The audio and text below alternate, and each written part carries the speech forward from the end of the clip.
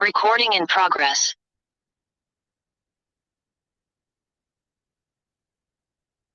Sekarang belum.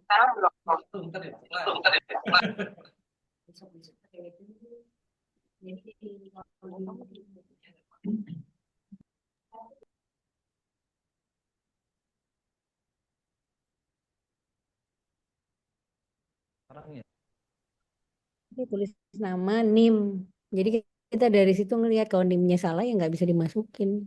Baik, bismillahirrahmanirrahim. Assalamualaikum warahmatullahi wabarakatuh.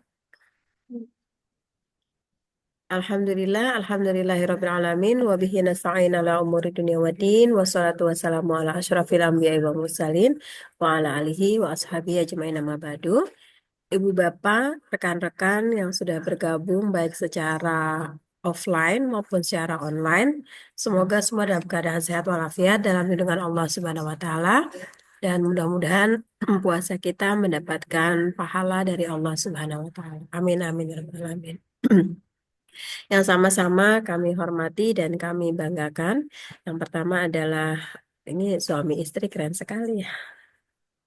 Jangan sampai kita tergoda untuk tadi saya sama Pak Widi udah bilang ini suami istri keren sekali lah pokoknya. Baik, yang pertama adalah Ibu Profesor Dr. Flori S. Sari, PhD. Beliau adalah guru besar Farmakologi Fakultas Kesehatan UIN Syarif Hidayatullah Jakarta, dan beliau juga adalah penerima 22 hibah penelitian nasional dan internasional. Selamat datang Prof di kampus Institut Teknologi dan Bisnis Ahmad Dahlan Jakarta.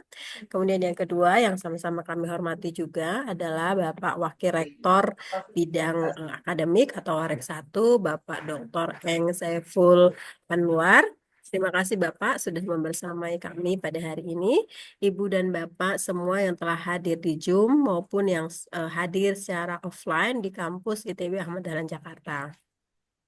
Hari ini kita akan membahas topik yang sangat menarik, yakni tentang bagaimana memenangkan strategi proposal hibah kompetitif skala nasional dan internasional. Di tengah-tengah kita ada Profesor Flori yang nanti akan berbagi dengan kita. Ini adalah tahapan coaching yang kedua. Setelah hari Sabtu kemarin kita sudah di-coaching oleh Profesor Yusuf dari Malaysia. Dan nanti coaching yang ketiga kita akan di-coaching oleh Profesor Maila. Beliau adalah second scientist dunia ya. Itu akan hari Kamis. Untuk jalannya acara kita, marilah kita buka bersama-sama dengan mengucapkan lafaz basmalah. Bismillahirrahmanirrahim. Selanjutnya saya mengundang Bapak Wakil Rektor Bidang Akademik, Bapak Dr. Saiful Anwar untuk memberikan sambutan dan sekaligus juga membersamai dan memberikan semangat buat kita semua agar kita lolos proposalnya. Silakan Pak Warek.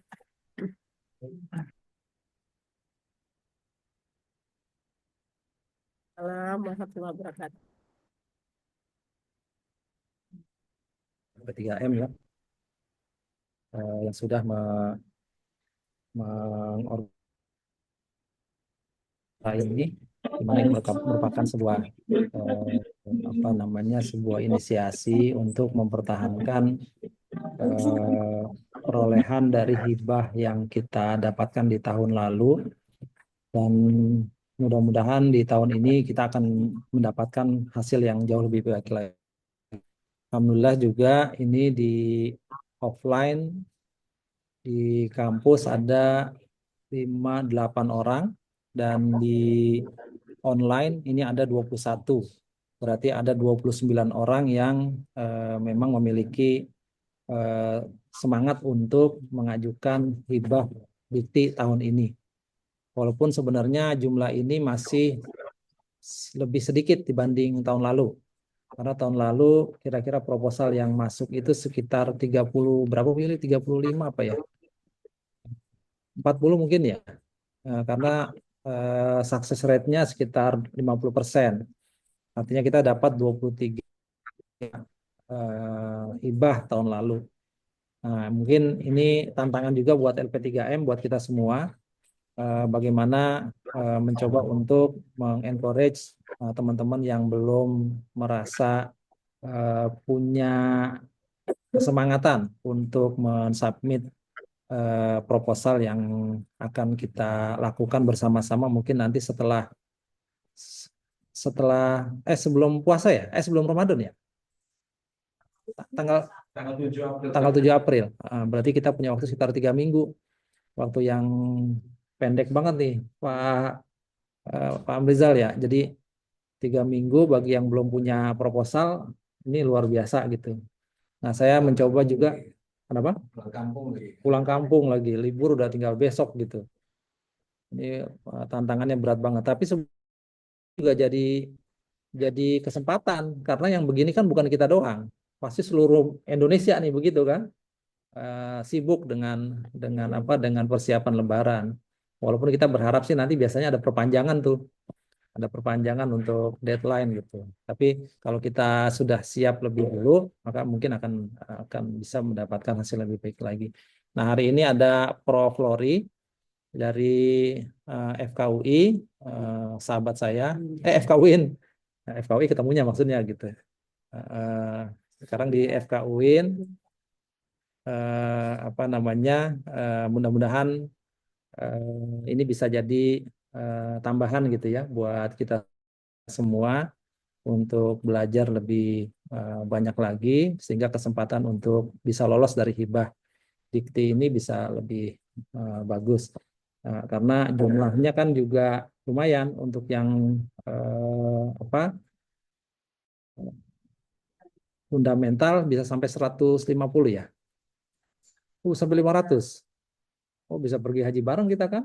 Nah, tapi penelitiannya nggak jadi.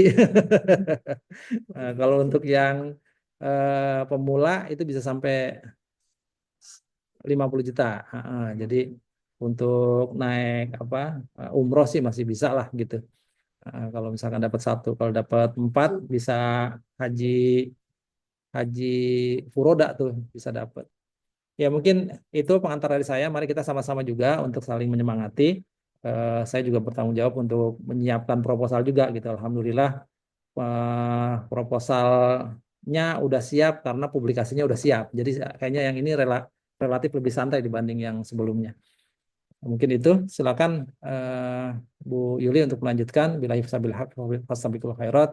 Assalamualaikum warahmatullahi wabarakatuh. Waalaikumsalam warahmatullahi wabarakatuh. Terima kasih banyak Bapak Wakil Rektor, Bapak Saiful yang sudah membuka FGD kita pada hari ini, sekaligus juga untuk pelatihan. Perlu kami sampaikan Bapak, jadi Prof. Flori ini adalah istri dari Pak Saiful, jadi ini pasangan yang luar biasa dan mudah-mudahan kita bisa banyak belajar dari mereka berdua. Suami istri itu sebenarnya bisa sama-sama sukses gitu ya. Jadi mudah-mudahan ini menyemangati kita. Baik, untuk lebih semangat lagi dan membakar semangat kita, selanjutnya saya mengundang Ibu Profesor Flori. Saya bilang sama Bu Flori, Ibu kalau diundang ke ITWAD berarti pulang ke rumah ya, karena yang undang Ketua Aisyah dan seluruh keluarga besar yang bekerja di Muhammadiyah itu otomatis adalah keluarga besar Aisyah. Jadi Bu Flori adalah bagian dari keluarga besar Muhammadiyah Aisyah. Jadi ini pulang ke rumah nih ya, Bu Flori ya. Terima kasih banyak Ibu Flori sudah berkenan waktunya. Saya persilakan kepada Ibu Profesor untuk memberikan stimulus dan juga mendiskusikan. Nanti Ibu Bapak yang sudah punya proposal boleh langsung mendapatkan input dari Profesor Flori. Silakan Prof.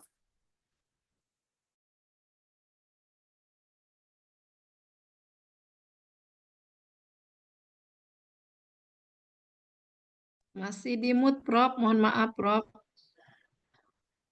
Masih di mute.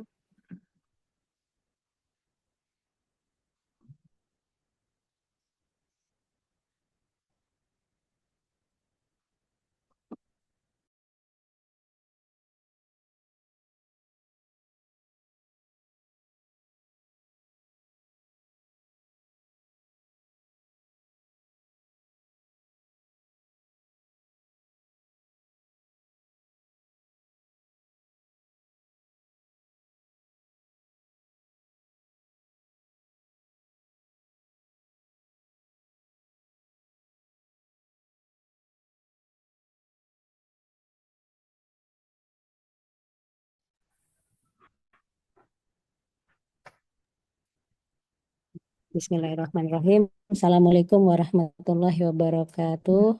Waalaikumsalam warahmatullahi wabarakatuh. Pertama-tama puji syukur kehadirat Allah Subhanahu wa Ta'ala yang bisa mengumpulkan kita hari ini dalam keadaan baik dan sehat. Saya doakan Bapak Ibu semua sehat ya sampai puasa berakhir nanti dan seterusnya ya, maksudnya bukan cuma puasa. Tentu sholawat dan salam kita haturkan kepada junjungan kita, contoh kita Nabi besar Rasulullah Muhammad Sallallahu Alaihi Wasallam. Yang saya hormati Pak Warek Akademik ya. Tadi sebetulnya kita udah janjian di bawah, pura-pura nggak kenal ya, gitu ya. Tapi malah dikenalinnya kenal deket, deket banget. Iya. Yang saya hormati Bu Yuli, Bapak Ibu sekalian, baik yang hadir offline maupun yang online. Saya sebetulnya tadinya berharap kalau offline itu tidak tidur ya, pagi siang-siang Ramadan ini kan godaannya emang tidur ya. Bagusnya kalau godaannya ngaji udah khatam ya. Tapi kalau siang begini kayaknya banyak kan godaannya tidur. Tapi tidak apa-apa ya, moga-moga nanti kita berdoa baik yang offline maupun yang online semangatnya sama-sama bisa submit proposal. Dan saya mengapresiasi ya tadi sukses rate-nya sudah di 50%, itu sudah baik ya. Tinggal ditingkatkan kembali ya untuk ITB-AD. Yang pertama-tama tentu saya ingin mengingatkan kembali ya sebelum kita menyusun proposal hibah itu. Tentu tadi kan yang diangkat-angkat tuh selalu semangatnya menulis ya, semangat menulis ya, apalagi ibu-ibu ya.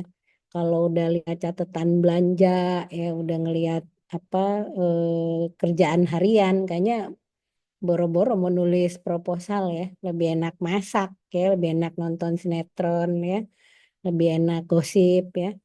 Nah, jadi sebetulnya apa sih yang membuat kita nih harus menulis proposal hibah ya? Setidaknya sih ada 3 alasan ya.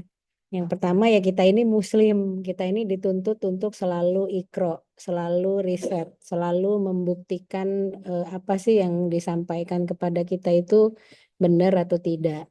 Ya yang paling baru-baru ini kan kita juga dengar ya selama puasa ini bahwa yang membuktikan puasa itu benar bukan orang muslim ya, tapi justru orang Jepang ya, Profesor Yoshinori Yosumi. Yang kedua tentu motivasinya adalah buat Bapak Ibu sekalian ya, ini kan capaian pribadi ya. Jadi sebetulnya hibah ini menjadi rekognisi pribadi juga, terutama bagi Bapak Ibu yang ingin mengurus pangkat ya.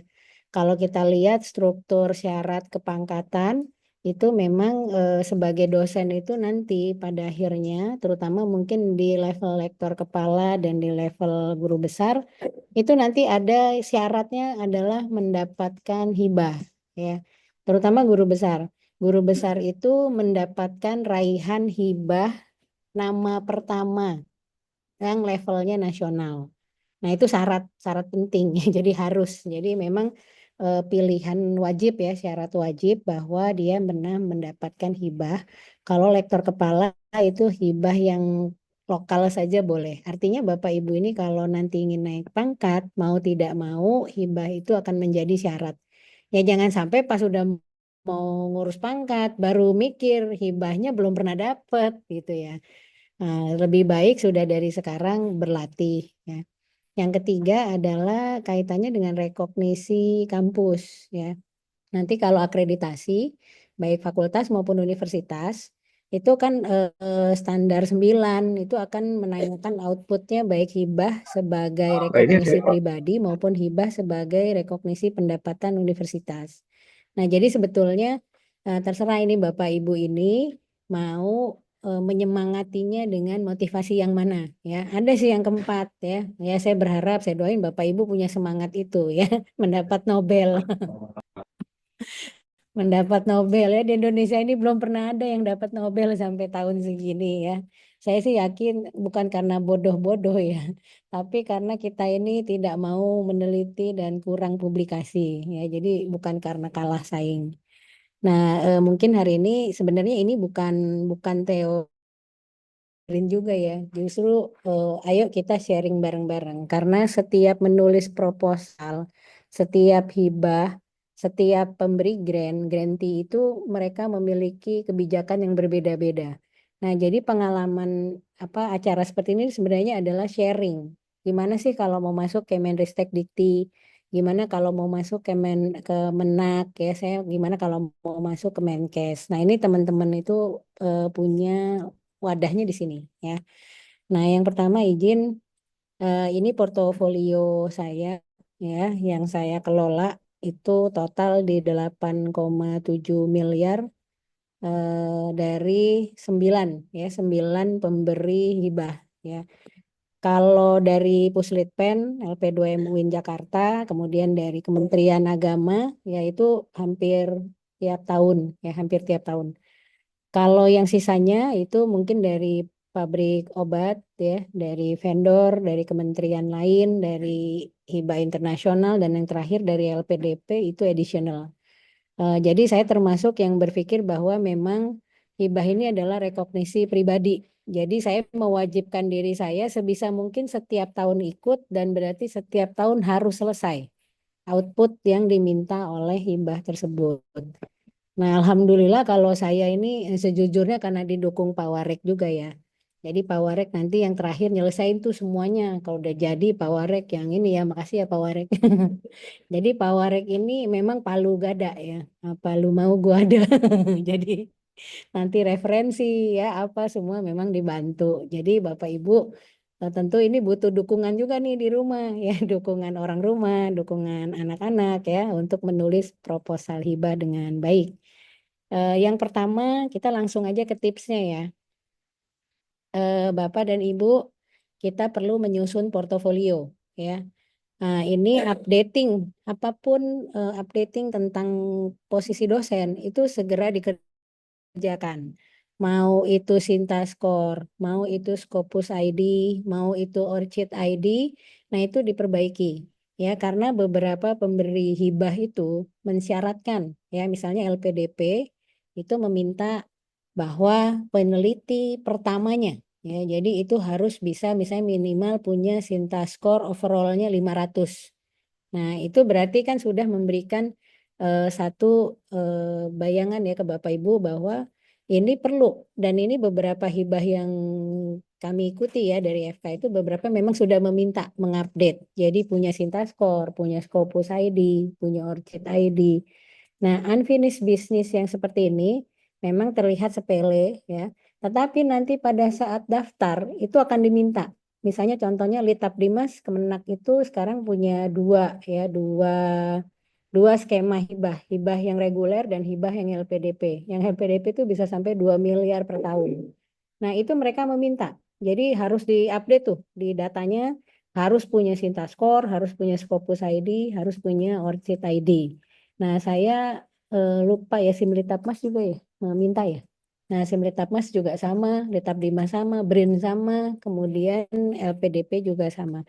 Nah, ini adalah langkah yang paling pertama.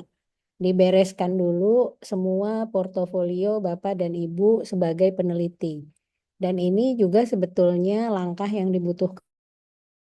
Karena ketika nanti naik pangkat, ya, nah naik pangkat, seluruh berkas Bapak dan Ibu ini akan disinkronisasi ke Sinta untuk penelitiannya. Jadi nggak bisa manual upload, ya semuanya akan dilihat di Sintanya. Jadi kalau Sintanya sudah beres, sebenarnya Bapak dan Ibu ini sambil menyelam minum air, buat pangkatnya selesai, buat penelitiannya selesai, ya bisa apply hibah kemana-mana. Ini adalah kunci pertama untuk updating portofolio, terutama untuk apply hibah ya. Nah, silahkan sisanya habis itu Scopusnya ya. Scopus ID itu juga masih penting sampai hari ini ya untuk dimasukkan. Dan kalau misalnya yang sering problemnya adalah punya beberapa nama Scopus. Nah, itu silahkan diintegrasikan. Jadi kontak ke Scopus minta tolong Scopus dengan nama ini diintegrasikan jadi satu. Ya. Jadi mulai dari sekarang ya kalau menulis satu nama aja. Jadi misalnya biasa penulis 2, Yulianti aja, itu nggak bisa. Jadi Yulianti ya. Dimanapun publish, dimanapun menulis, nama itu adalah nama publikasi. Ya, jadi misalnya kalau saya memakainya Flori R. Sari, saya publish di jurnal mana tidak akan pernah menuliskan nama saya Flori Ratnasari. Karena nanti konsekuensinya itu akan membuat di Scopusnya ada 2 nama. Kerugiannya apa? H-indeksnya itu akan terbagi. Jadi yang harusnya totalnya bisa dapat 3, jadinya 1 sama 2. Ya. Nah, jadi beberapa pemberi grant juga meminta syarat Scopus ID. H-indeks minimal, ada H-indeks minimalnya ya. Simultamas 3 ya, Tergantung tergantung yang model. sosial sama itu. Ya, jadi Bapak dan Ibu ada beberapa kayak misalnya ini Litap Dimas juga sudah meletakkan H-indeksnya minimal 3. Jadi portofolio itu harus pertama kali paling dulu diberesin. Karena nanti begitu apply masuk sistem, waduh Sintanya belum diupdate. Ternyata di Scopusnya masih pecah-pecah namanya. Nah, itu sebisa mungkin dijadikan satu. Termasuk afiliasi ya, afiliasi. Nah, afiliasi ini juga diperbaiki. Kadang ada misalnya namanya satu, tapi tercatat afiliasinya misalnya di ITB Ahmad Dahlan, nanti di kampus mana lagi, di kampus mana lagi. Ini penting ya afiliasi karena kaitannya ada beberapa, misalnya Kementerian Agama itu buka sampai 2 miliar, tapi hanya untuk klaster Kemenak. Jadi misalnya dari tempat lain nggak bisa. Jadi di bloknya itu berdasarkan tadi afiliasi ya, home base, NIDN, NIP dan lain-lain ya. Nah, jadi Bapak dan Ibu ini kita bereskan dulu yang pertama.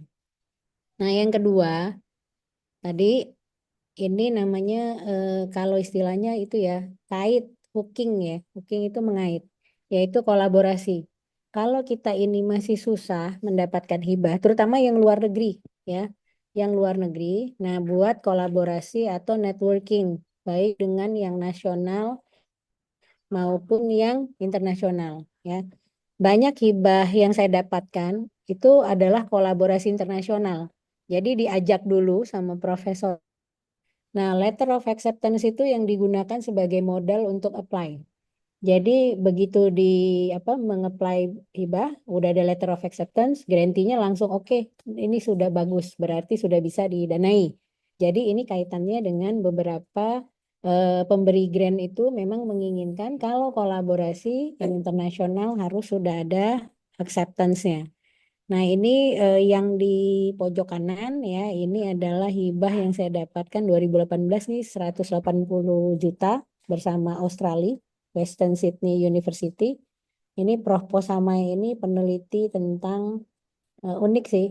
Dia peneliti tentang possession, kesurupan. Nah, coba ya. Di Indonesia nggak ada peneliti kesurupan. Yang ada penelitinya sering kesurupan. Ya. Tapi di Australia diteliti itu secara ilmiah. Jadi dia melihat di seluruh tradisi ya, mulai dari aborigin, kemudian penduduk asli Australia, penduduk pendatang Australia, gimana mereka tuh mengatasi possession, kesurupan. Nah, jadi dia mengajak kita dalam konteks, saya pengen lihat ruqyah di Indonesia. Karena waktu itu kita bikinnya bekam dan bekam sebagai metode ruqyah. Ya. Nah, di sini terjadi kerjasama yang baik ya, karena kita bisa melihat macam-macam tadi ya penanganan kesurupan baik yang versi Australia ya, baik versi Indonesia. Dan ternyata saya pikir dulu ngatasin kesurupan disiram air itu kampungan ya. Ternyata di Australia dikerjain juga. Kalau ada kesurupan ya dicepret-cepret air juga. Sama ya, padahal itu negara maju. Jadi ini tadi kolaborasi yang seperti ini itu memberikan kemudahan. Jadi waktu Kementerian Agama kita kasih letter of acceptance dari Western Sydney University, waktu proposal ini dimasukkan, nah itu langsung dapat priority pertama masuk. Ini yang sebelah kiri ini kerjasama tentang bekam ya dengan Lincoln College University Malaysia. Ya, jadi kita dengan Asosiasi Bekam Indonesia dan Asosiasi Bekam Malaysia melakukan penelitian. Ini juga sama di Australia, di Malaysia, ya. Nah, yang bawah ini kemarin baru-baru yang LPDP kita mengerjakan dengan UIN Malang, ya, dan kolaborasinya dengan Chulalongkorn University nih yang pusat halalnya Universitas Chulalongkorn, ya. Nah, yang paling bawah ini juga modalnya dari kolaborasi. ini hibah Uni Eropa kita yang senilai 1,9 miliar ya. Itu awalnya ikut konferensi tentang medical education. Terus ternyata di situ ada University Malaya tuh ingin mengajak universitas di Indonesia untuk mengerjakan proyek baru tentang pasien virtual. Jadi ke depan itu belajar udah nggak pakai pasien beneran, pakai pasien virtual dengan AI. Nah ini mereka hibah Uni Eropa tuh nawarin siapa yang mau ikut. Ya udah kita ikut aja. Ternyata sesudah di assessment kita masuk syarat dan bisa ikut. Nah, kalau hibah Uni Eropa itu biasanya bentuknya bukan kompetisi ya, tapi mereka butuh apa itu yang mereka cari, siapa di Indonesia yang bisa menjadi agennya. Nah, itu beberapa perbedaan. Nah, yang tips ketiga ini yang sering kali, ini yang sering kali ya, kalau kebetulan saya itu jadi reviewer nasional Litap Dimas di Kementerian Agama sudah 8 tahun ya. Saya sudah membaca 800-an proposal ya untuk direview. Ini tips 3 ini seringkali dilewati. Ya, jadi mengikuti tema utama atau juknis dari penyedia grant. Kadang-kadang Bapak Bu punya idealisme meneliti. Pengennya neliti ini. Tetapi itu nggak dilihat oleh penyedia grant sebagai isu yang penting. Jadi, nah ini yang membuat seringnya ditolak akhirnya seperti itu. Jadi Bapak dan Ibu silakan dilihat di juknisnya. Mereka butuh tema apa. Bahkan yang sekarang menjadi tren itu seringnya kita itu yang ngikutin aja pemberi grant butuh tema apa ya itu yang kita kerjakan. Karena itu yang ada dananya. Ya. Tapi kalau Bapak Ibu tetap mau idealis ya berarti harus mencari grant yang lebih spesifik lagi yang sesuai dengan judul. Ya ini saya contohkan misalnya kemarin untuk Mirah 2021 ya ini dari Lifebuoy ini juga besar ya itu mintanya adalah khusus temanya tentang promosi kesehatan, pencegahan dan pengendalian COVID-19. Nah jadi kalau temanya bukan yang 3 itu atau di luar itu ya tentu tidak akan mendapatkan atau ditolak ya. Nah ini contoh yang dari Kementerian Agama. Nah Kemenak itu punya 4 prioritas. Ya, apa yang bisa diteliti dan dikerjakan. Ya, Kemristekdikti mungkin mengikuti agenda riset nasional ya atau SDG ya, Sustainable Development Goal ya. Jadi saya juga pernah misalnya di Kemenkes. Di Kemenkes itu mereka minta jadi di dalam juknisnya gini. Penelitian ini hanya melingkupi untuk tema SDG 3,5,7. Jadi cuma 3,5,7. Jadi di luar tema itu tidak bisa dimasukkan. Ya. Nah, akhirnya kita yang meriset tema SDG 357 itu apa? Di Indonesia itu sampai di ARN itu diterjemahkannya diturunnya apa di SDG itu. Ternyata ada satu titik ketemu tuh yang ada di situ tentang pesantren sehat. Nah, jadi saya ingat banget waktu itu teman saya ngotot TBC karena dia bilang TBC itu masalah nasional. Tapi saya bilang TBC itu nggak masuk SDG. Yang masuk SDG 357. Di sini turunannya itu kurang lebih pendidikan kesehatan atau kesehatan di instansi pendidikan. Jadi akhirnya saya bilang saya ngotot pesantren sehat. Ya udah, waktu itu tim belah 2. Jadi ada yang ngotot TBC karena memikirkan TBC itu masalah nasional. Saya ngotot pesantren sehat karena itu cocok dengan semua kriteria SDG 3, 5, dan 7. Dan ternyata alhamdulillah yang diterima pesantren sehat waktu itu dananya 600 juta dalam setahun proyek. Nah karena ternyata TBC itu memang masalah nasional. Tapi tidak menjadi fokus utama dari pemberi grant. Jadi mereka hanya mau SDG 357. Nah, idealisme seperti ini yang harus mulai kita evaluasi. Apakah kita benar-benar pengen ngotot judulnya atau ngelihat kebutuhannya.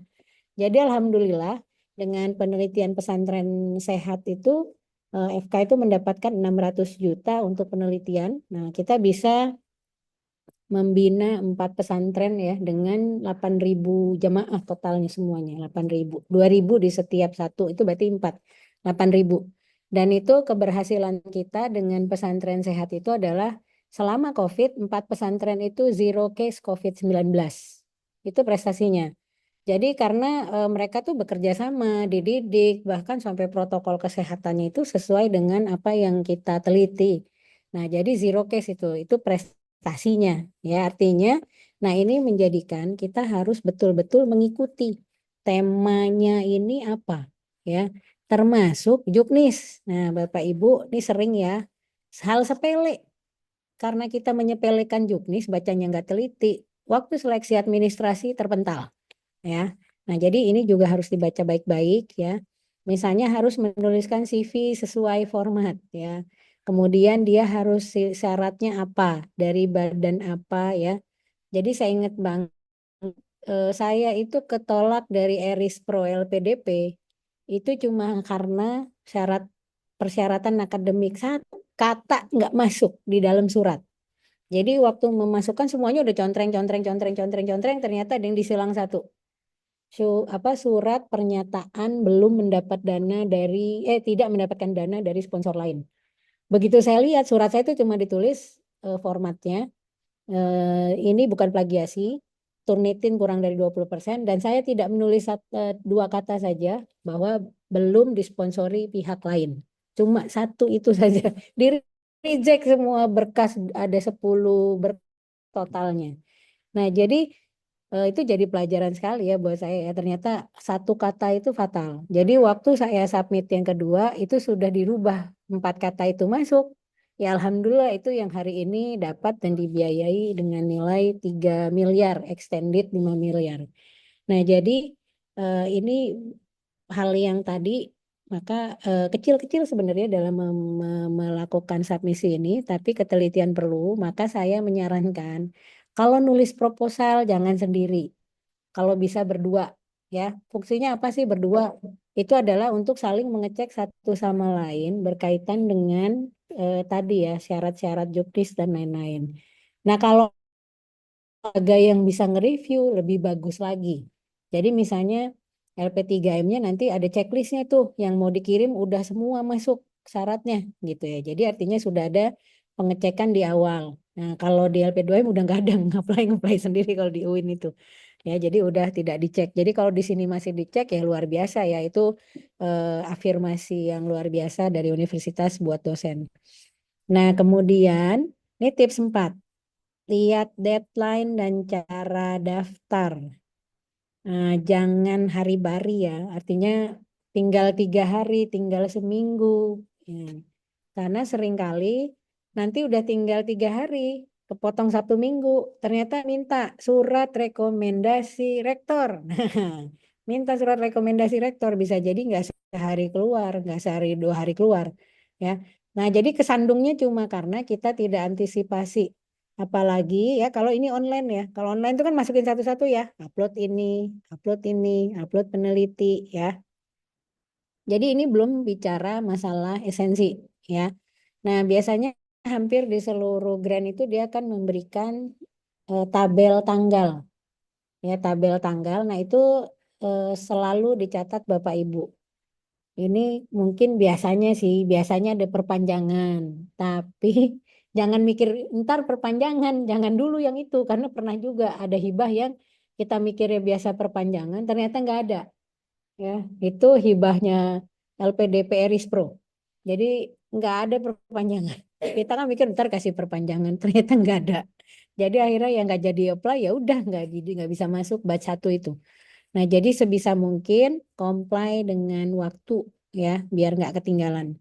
Nah, ini biasanya, ini contohnya ya, misalnya di Kemenak mereka akan menuliskan tuh pengusulan bantuan, tanggal-tanggalnya dan lain-lain. Ini tips yang kelima.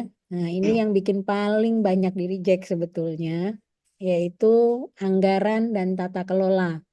Nah, Bapak Ibu perlu jeli, anggarannya dibuat berdasarkan SBM atau SBK. Ya, SBK itu sistemnya berbasis keluaran.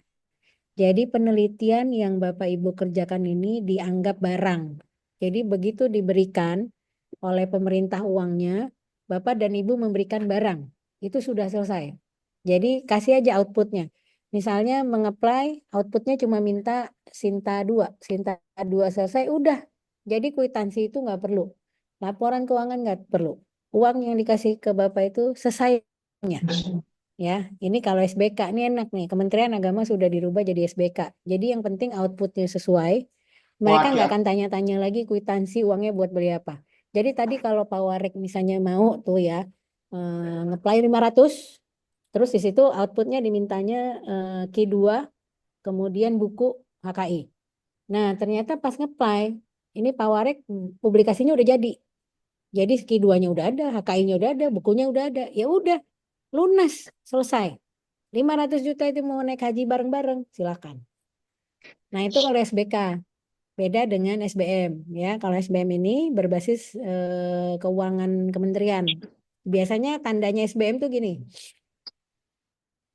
Di dalam pengajuan hibah yang pakai SBM biasanya dituliskan bahwa biaya langsung 30%, biaya BAP itu maksimal 65% dan BTL biaya tidak langsung 5%. Nah, kalau udah ada Bapak Ibu dikasih persen gitu, ini biasanya yang SBM.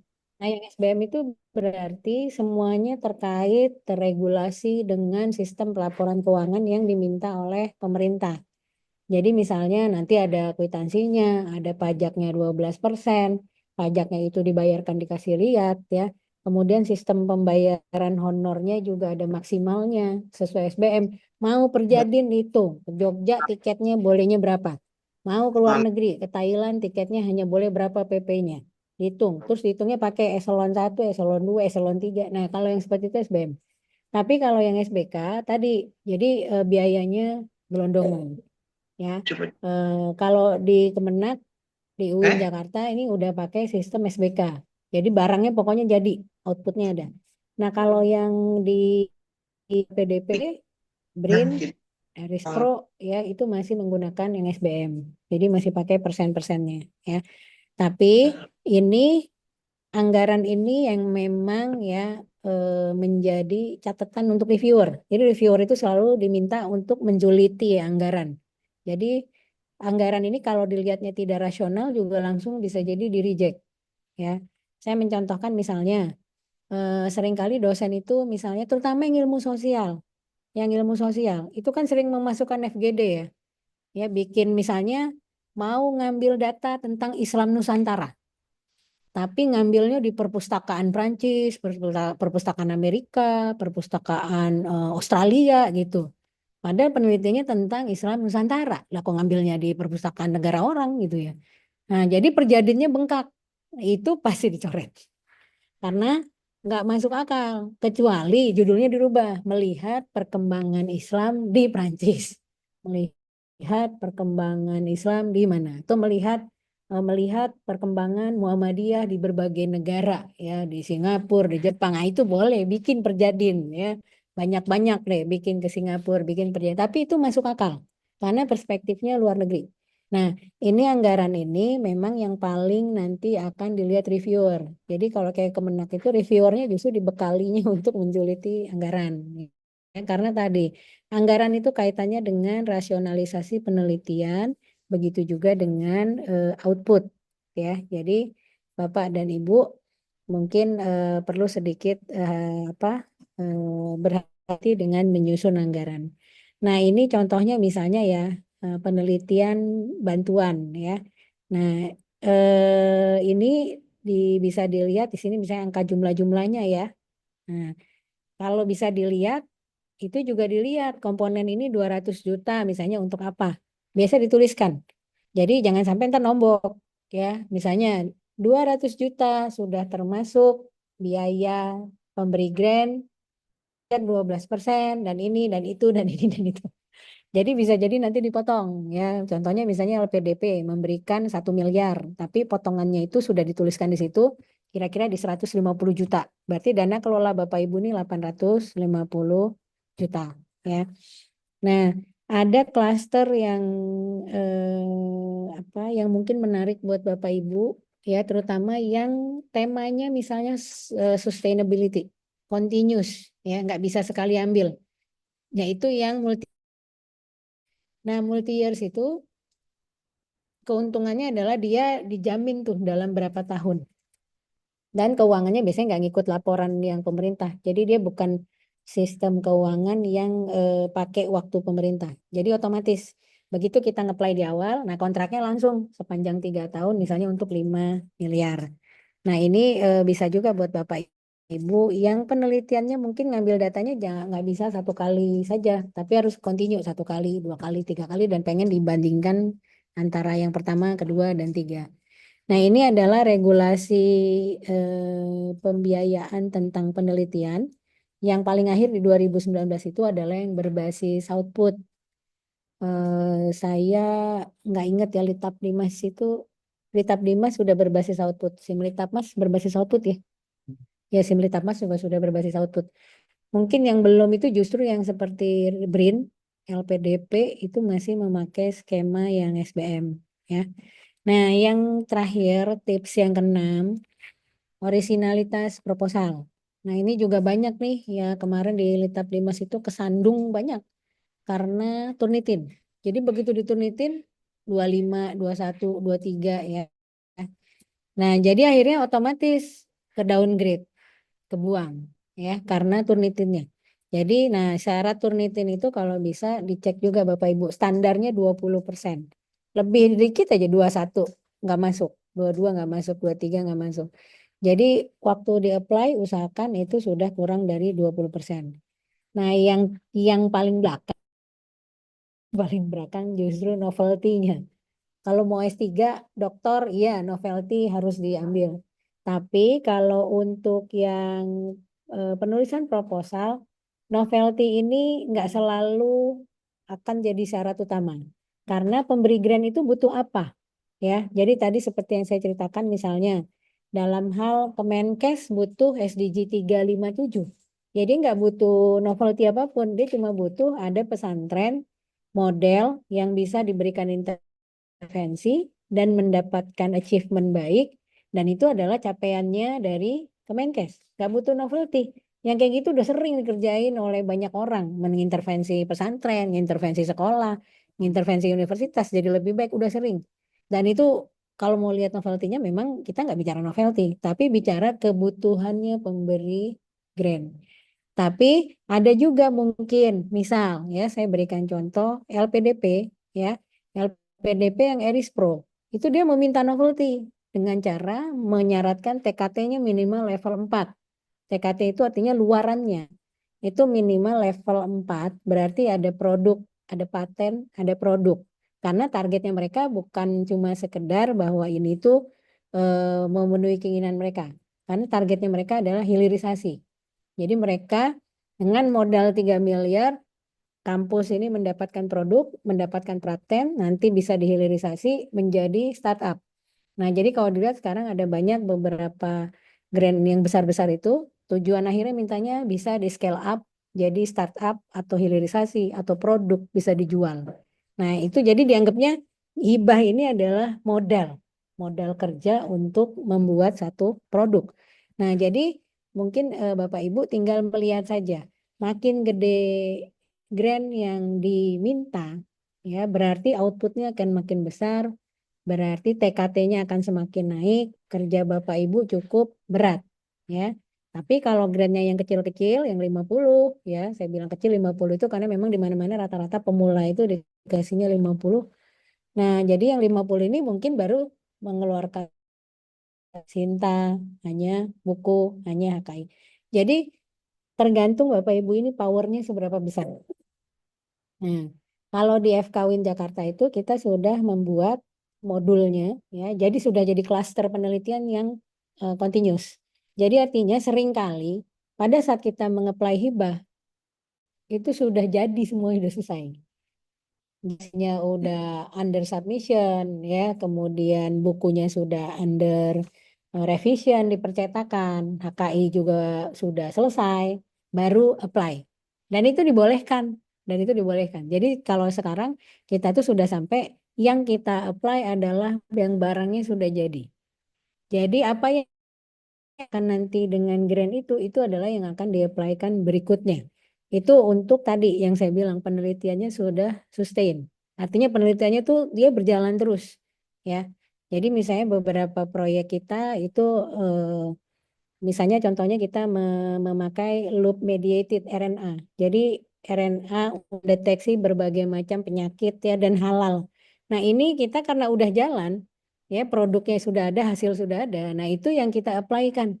Jadi pada saat kita apply, loop mediated kita tuh sudah berhasil mendeteksi babi ya di dalam bakso. Nah jadi ini yang berani apply karena kita sudah yakin hasilnya sudah ada gitu loh. Nah, jadi ini tergantung sekali lagi dari cara kerja Bapak Ibu semua.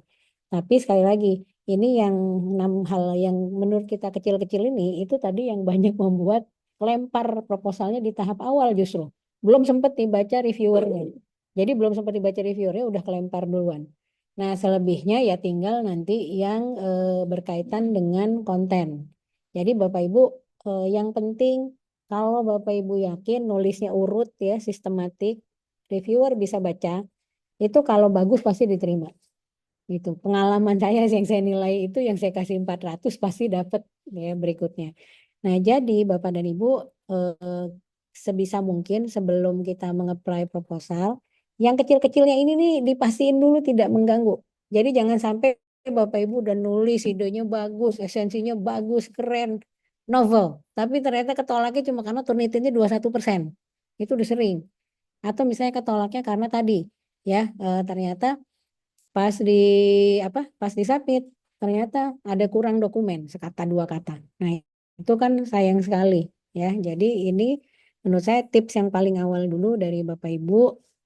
Biasanya kita kalau sebelum submit itu ada melakukan checklist ya atau suitability untuk grant. Jadi makanya saya bilang jangan sendiri, kalau bisa berdua. Jadi tadi ngecek suratnya udah belum, syarat ini udah belum, juknisnya udah sesuai belum, Sinta skornya sudah masuk apa belum, sinkronisasi Sinta sudah atau belum, ORCID Scopus ID sudah masuk. Nah itu contreng-contrengnya itu kalau bisa berdua ngerjainnya. Jadi kalau bisa ngerjain hibah itu jangan sendiri Bapak Ibu, pasti berat. Nah yang sering juga hibah itu kan juga memberikan syarat ya, yang udah apply di sini gak boleh apply di situ. Kalau satu hibah kan. Nah, jadi Bapak Ibu ini bagi-bagi aja, bagi-bagi kelompok gitu ya. Tapi, ini yang sering ya kalau di FK tuh, jadi gini, misalnya yang apply kamu sama kamu ya, kamu berdua sini, kamu berdua sini ya. Jadi ada 3 tim yang berangkat. Tapi sebetulnya itu satu tim. Jadi mana yang dapat, nah itu dia mengcover yang 2 lainnya. Jadi kita udah janjian di awal. Dapat manapun, pokoknya publikasinya nama harus masuk. Nah, itu udah sepakatan. Jadi jangan nanti ya silaturahim terputus cuma karena authorship. Ini sering ngambek-ngambekan ya ternyata karena authorshipnya tadi berantem. Aku kan yang gini masuknya nomor 3. Ya elah maksudnya cuma sih katanya cuma ya. Tapi ini sudah terbukti beberapa kali sering menimbulkan friksi dan konflik yang lumayan panjang ya karena authorship dan lain-lain. Nah, jadi teman-teman misalnya Pak Warek nih, yuk kita berangkatin 10 gitu ya. Namanya ini, namanya ini, namanya ini. Tapi itu 2 dari tim ini, 2 dari tim ini, 2 dari tim ini. Jadi kalau tim ini nggak dapet, dia masih dapat dari temennya. Jadi masih tetap jalan. Publikasinya tetap nanti bahas bareng jurnal. Kan kalau jurnal penelitian nggak apa-apa masukin semuanya ya. Masukin dari rektor sampai penelitinya juga boleh kan, nggak masalah. Jadi intinya Bapak Ibu tetap hibahnya dapat, publikasinya dapat. Nah itu strategi aja sih kalau kemarin DFK itu kita ngirim beberapa. Nah namanya tuh sebenarnya nanti kalau dilihat L4 lu lagi gitu ya. Jadi karena orangnya nggak banyak, jadi masukin proposalnya banyak.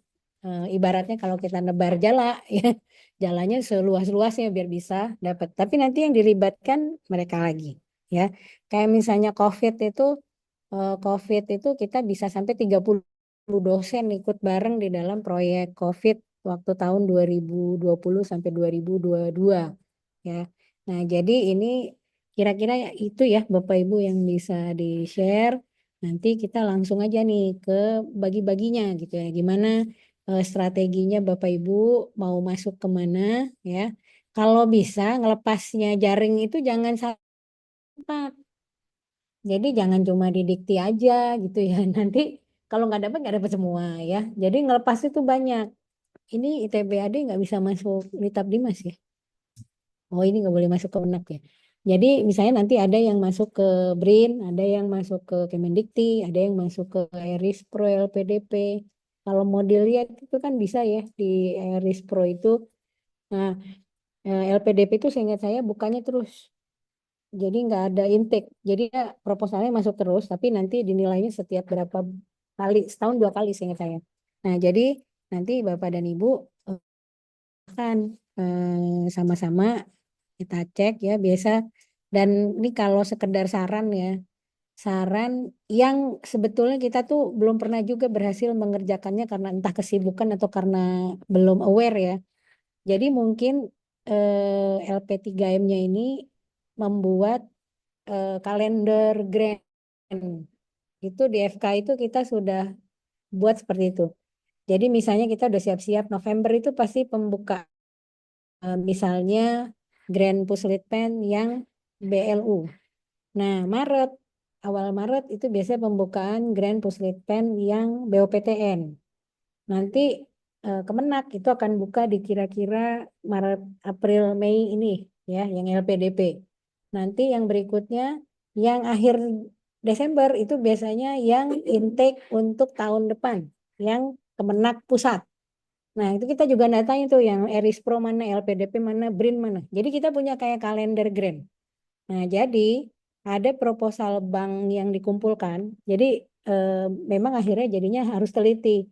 Biasa kalau dulu saya bilang, ini kayaknya si ini dulu nih punya proposal ini. Masukin lagi ke sini, masukin ke situ. Jadi mapping proposal itu penting. Jadi misalnya di sini nggak masuk, di reject, langsung dicarikan tempat lain di mana. Nah, kalender grand itu penting. Jadi kita nggak terus mati kutu ya. Kalau misalnya satu nggak dapet, terus Bapak Ibu pun ya udah capek nulis proposal kapok. Ternyata gitu ya, udah capek-capek nggak dapet. Nah, padahal sebenarnya bisa langsung masuk ke tempat grand lain. Ini alhamdulillahnya di Indonesia ini grand itu nggak buka bareng-bareng, nggak terus Januari ini tuh bareng tuh nggak. Karena tadi ada klausul proposal tidak boleh didanai pihak lain. Jadi ganti-gantian. Artinya kalau di sini nggak dapat dikasih kesempatan bisa apply di tempat lain. Ya, itu tadi. Jadi artinya karena proposal ini tidak boleh didanai oleh dua pemberi hibah yang berbeda dalam waktu sama. Ya. Nah, jadi kalau apa namanya berkaitan dengan itu, nah sekarang dari LP3M-nya mungkin sudah bisa mapping ya tanggal-tanggalnya kalender tadi grand itu dibukanya kapan. Jadi proposal Bapak Ibu yang ditolak, nah jangan sedih dulu, langsung dicarikan ke grand lain mana yang available lagi gitu, biar nggak pundung tadi ya. Ya mungkin itu ya Bapak Ibu yang bisa di-share. Moga-moga nanti ya kita bisa melihat ya contoh-contoh proposal atau mungkin juga Bapak Ibu mau menyusun strategi di sini Pak Warek silakan. Monggo mau apa ke depan gimana apply ke mana gitu ya. Nah, di sini tempat share-nya satu sama lain bisa saling membangun ya. Ya, baik mungkin itu yang bisa saya sampaikan. Terima kasih. Assalamualaikum warahmatullahi wabarakatuh. Waalaikumsalam warahmatullahi wabarakatuh. Terima kasih banyak Prof sudah memberikan banyak apa tuh namanya semangat, kemudian juga catatan ya untuk Ibu dan Bapak semua. Apabila Ibu dan Bapak ada pertanyaan, kami persilahkan baik yang ada di kampus secara offline maupun yang berada di online. Kami persilahkan kalau ada yang mau bertanya, silakan. Atau kalau ada yang mau langsung share proposalnya untuk diberikan tanggapan oleh Ibu Prof. Flori, silakan.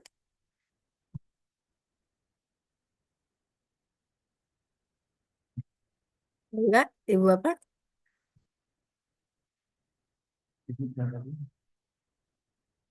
Siapa dulu? Di komentar. Oh, di komentar. Ada Bu Yeni bertanya.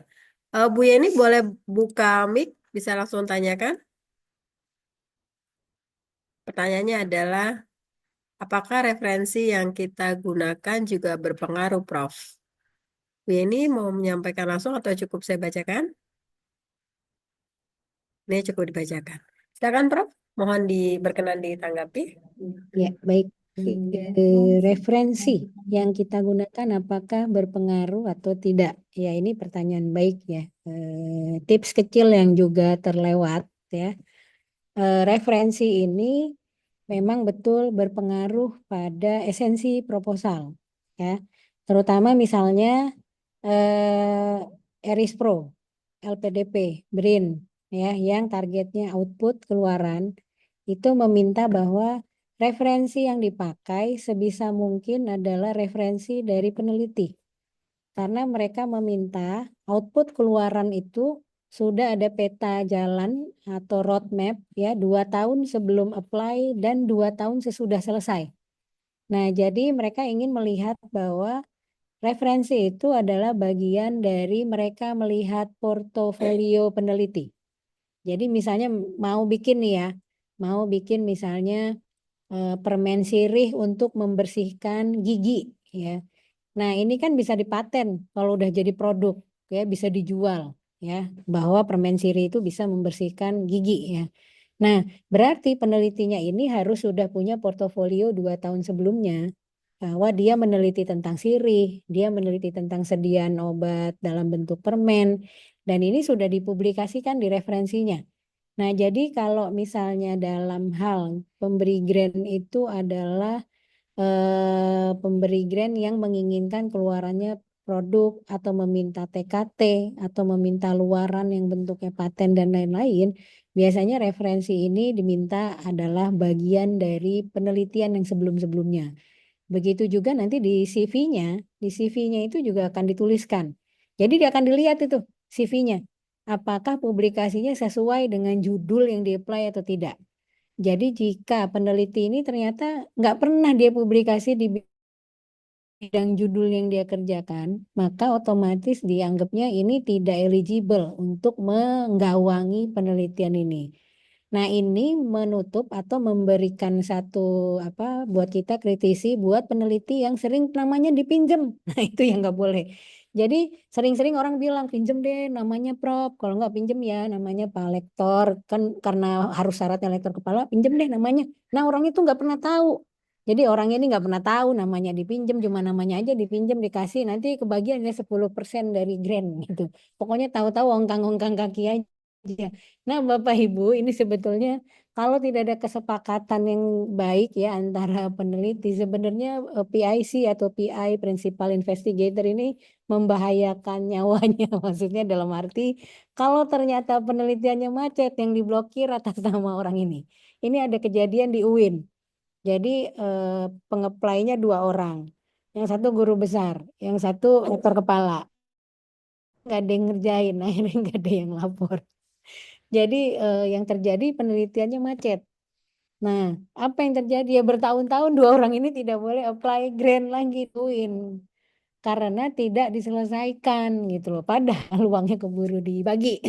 Nah, ini jadi akhirnya jadi problem ya. Jadi itu pembelajaran case by case-nya, tapi jangan sampai begitu. Nah, jadi Ibu, tadi kalau referensi itu betul. Jadi sebisa mungkin principal investigator, peneliti pertama adalah yang bertanggung jawab. Kalau misalnya mau minta tolong seniornya jadi peneliti ya diedukasi baik-baik dulu, dikasih tahu. Nanti perannya apa? Ini kalau gini ya, kalau pinjam nama ini kan juga sering lah ya, pinjam nama kita tahu praktek itu ada. Tapi yang namanya pinjam nama, tolong yang namanya dipinjam itu jangan terus ditinggalkan tanpa pengetahuan apa-apa. Nah, karena beberapa kali juga sering saya sebagai reviewer waktu WIP, work in progress ya, laporan report itu. Peneliti pertamanya ditanya nggak tahu apa-apa. Ini sudah sampai mana, Prof? Wah, bentar ya, saya telepon dulu ya timnya ya. Jadi nggak tahu apa-apa. Jadi sampai akhir, Prof tahu nggak? Ini outputnya belum ada ini, belum ada ini, belum ada ini, belum ada ini, belum ada ini ya. Nanti uangnya 30% nggak bisa keluar, yang 70% mesti dibalikin. Wah, kok gitu ya? Gitu ya. Jadi ini yang kejadian. Jadi Bapak Ibu ya nanti kalau terus tahu perannya di situ apa. Khawatirnya pas Monef ya dipanggil ditanya nggak tahu apa-apa gitu. Jadi biasanya maka kalau saya pribadi kalau punya tim itu setiap sebulan atau 2 bulan, nah itu ada pertemuan untuk mengupdate progress report ya biar nanti semuanya tahu. Jadi referensinya itu tadi bagian dari isi kerja seluruh tim itu ya. Begitu ya Bu ya, ini kira-kira ya. Jadi kalau yang paling bagus ya yang pernah Ibu kerjakan. Kalau enggak ya berarti yang maksimal tuanya 5 tahun. Jadi jangan lebih dari 5 tahun. Jadi misalnya penelitiannya 2025, jangan pakai 2007, lamaan itu ya. Maksimal 5 tahun. Itu kira-kira gitu ya. Terima kasih banyak, Prof. Ibu Bapak, kalau ada pertanyaan, saya persilakan. Kalau belum ada yang nanya, saya mau tanya gini, Prof. Karena tadi terkait dengan Turnitin ya, ini menarik nih. Turnitin, kemudian apa yang sudah kita lakukan dalam waktu 2 tahun ke belakang, karena nanti akan terkait dengan roadmap, terutama ketua penelitinya. Misalnya gini, Prof, untuk kasus zakat untuk korban kekerasan terhadap perempuan dan anak, itu kan sudah menghasilkan kebijakan nasional berupa standar operasional prosedur zakat untuk korban dan kemudian di tingkat lokal itu ada surat edaran Wali Kota Tangerang Selatan berdasarkan hasil advokasinya. Nah, kalau itu dimasukkan ke dalam capaian 2 tahun, itu kan pasti ada turnitin tuh. Nah, itu gimana ya, Prof ya, supaya turnitinnya nggak tinggi? Itu yang pertama.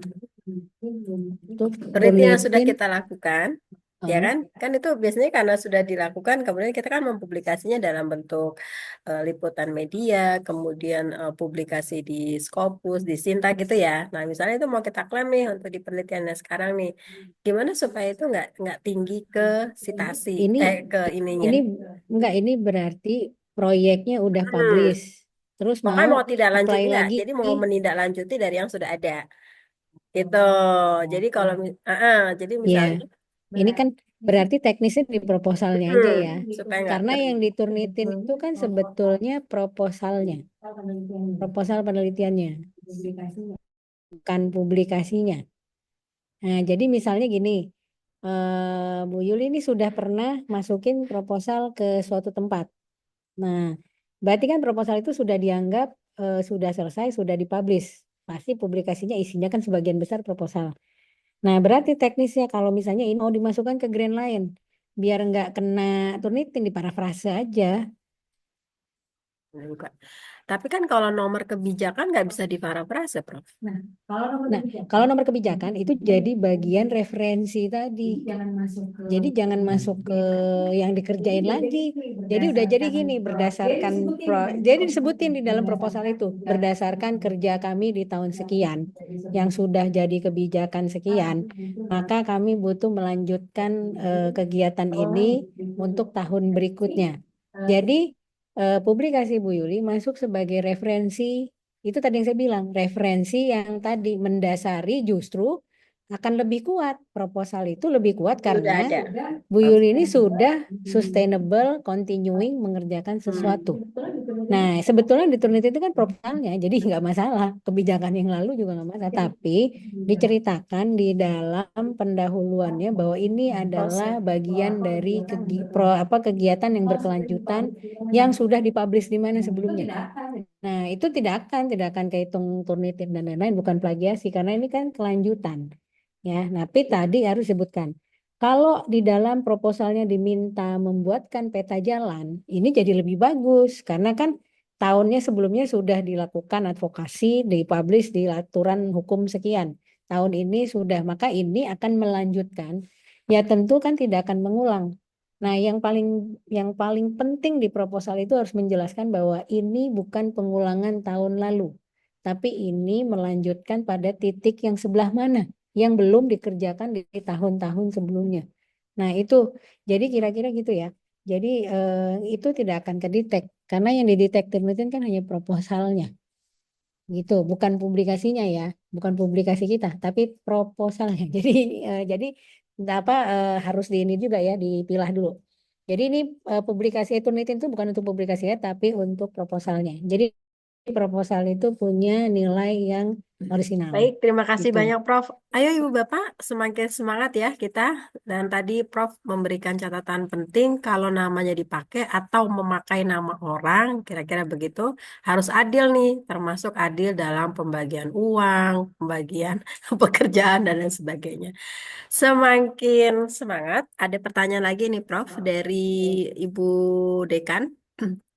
Bu Elia Sestri bertanya, Prof, bagaimana cara pemilihan metode dalam penyelesaian penelitian? Kalau kita bertanya ke AI, ada beberapa metode yang terkait dengan judul penelitian. Monggo, Prof. Ya, baik Bu Dekan, izin ya saya menjawab. Tentu pertanyaan ini saya kontekskan ke dalam hibah ya. Jadi Bapak Ibu betul ya bahwa dalam satu judul penelitian itu sebetulnya bisa kita kerjakan dengan berbagai macam metode ya. Saya contohkan misalnya ya, saya ingin melihat efek tongkat ali terhadap kejantanan pria. Nih contohnya ya, contoh. Itu saya bisa mengerjakannya dengan 5 metode. Ya, bisa dengan yang selesai sehari. Misalnya dengan cross seksional, deskriptif, kohort. Deskriptif saja. Itu metodologinya berarti saya pakainya cuma berdasarkan observasi aja. Saya tanya di ruangan ini yang bapak-bapak, ada yang pakai tongkat tali nggak? Terus habis itu saya bagi 2. Misalnya yang pakai tongkat tali jantan, pakai tongkat tali nggak jantan, nggak pakai tongkat tali tetap jantan, dan yang nggak pakai tetap nggak jantan juga gitu ya. Itu kan tabel 4x4. Begitu kita selesaikan, hari itu selesai penelitiannya.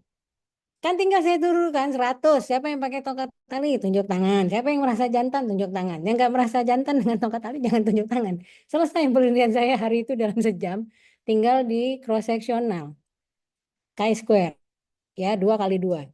Dapat P-nya 0,05. Berarti saya bisa bilang ada hubungan. Cuma hubungan loh ya. Hubungan antara tongkat tali dan kejantanan. Tapi apakah benar dia jantan karena tongkat tali? Nggak bisa saya buktiin. Kan? Nah, besoknya saya ganti. Saya mau pakai yang kohort. Kohort itu berarti saya melihat ke depan. Nggak perlu saya kasih intervensi. Saya cuma tanya bapak-bapak yang pakai tongkat tali ini. Saya tanya selama sebulan. Ya, performanya gimana? Ya. Nah, tinggal saya bandingin yang nggak pakai sama yang enggak. Itu tinggal dapetin gini. Oh, yang pakai 2 kali lebih jantan daripada yang enggak. Tapi ini kan berarti, ini ada waktu ya Bu Dekan, kita butuh waktu nih sebulan buat observasi. Nah dapetnya juga cuma gitu. Kesimpulannya pakai tongkat tali 2 kali lebih jantan. Tapi apakah tongkat tali benar-benar dipakai, benar-benar buat kejantanan itu? Nggak betul-betul kita bisa bilang. Maka yang paling bagus adalah misalnya saya melakukan uji klinik. Saya mengintervensi. Tikus saya kasih tongkat tali.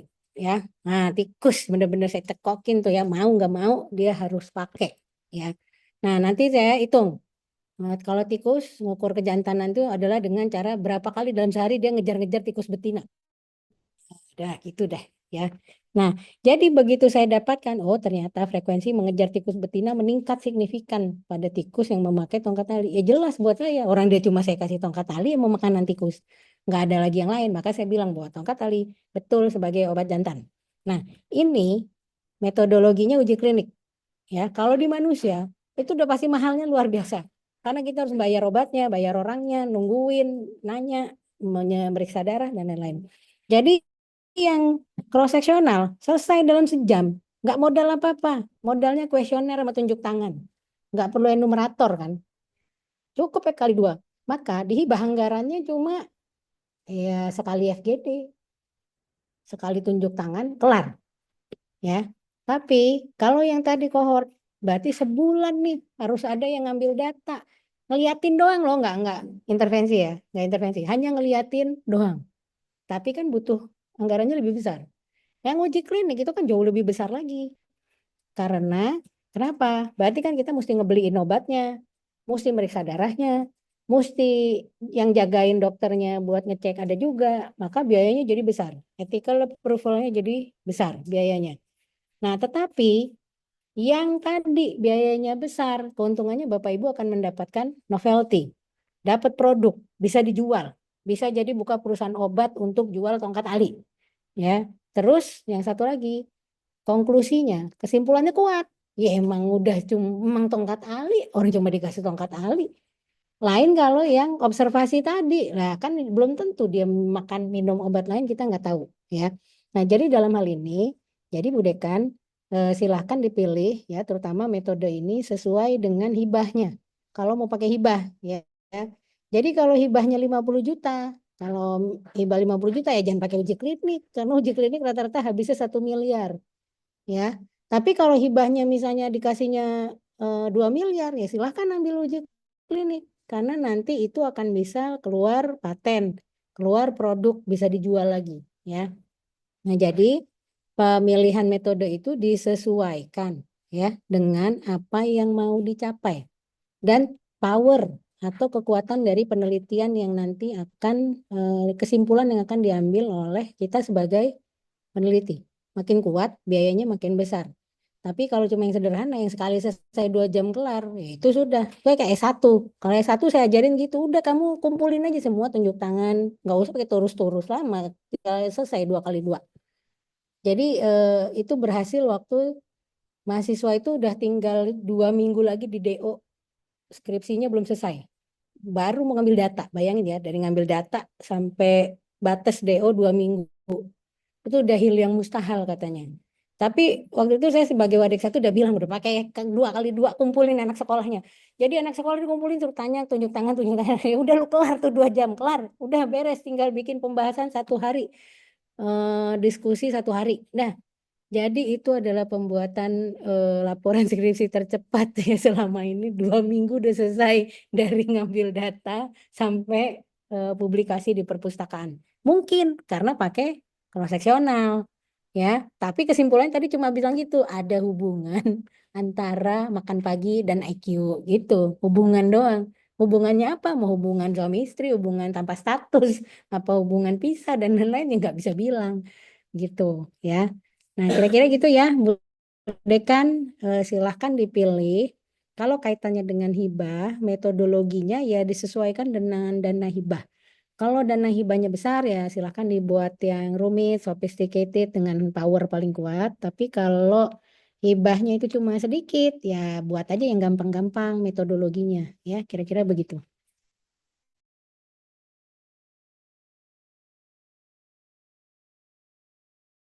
Oke, baik. Bismillahirrahmanirrahim. Assalamualaikum warahmatullahi wabarakatuh. Izin, Prof. Saya tertarik tadi dengan penelitian Profesor yang apa namanya yang TBC itu tidak sesuai dengan skin yang diinginkan oleh si grant, si pemberi grant gitu ya. Saya ingin tanya, Prof. Kalau untuk yang apa namanya saat ini yang di apa namanya di Kementerian ini, Kemendikbudristek ini, kalau misalkan di ketiga itu kan yang Astacita ketiga itu kan kesehatan, Prof ya. Kalau misalkan saya tertarik dengan histopatologi misalkan itu nyambung nggak, Prof?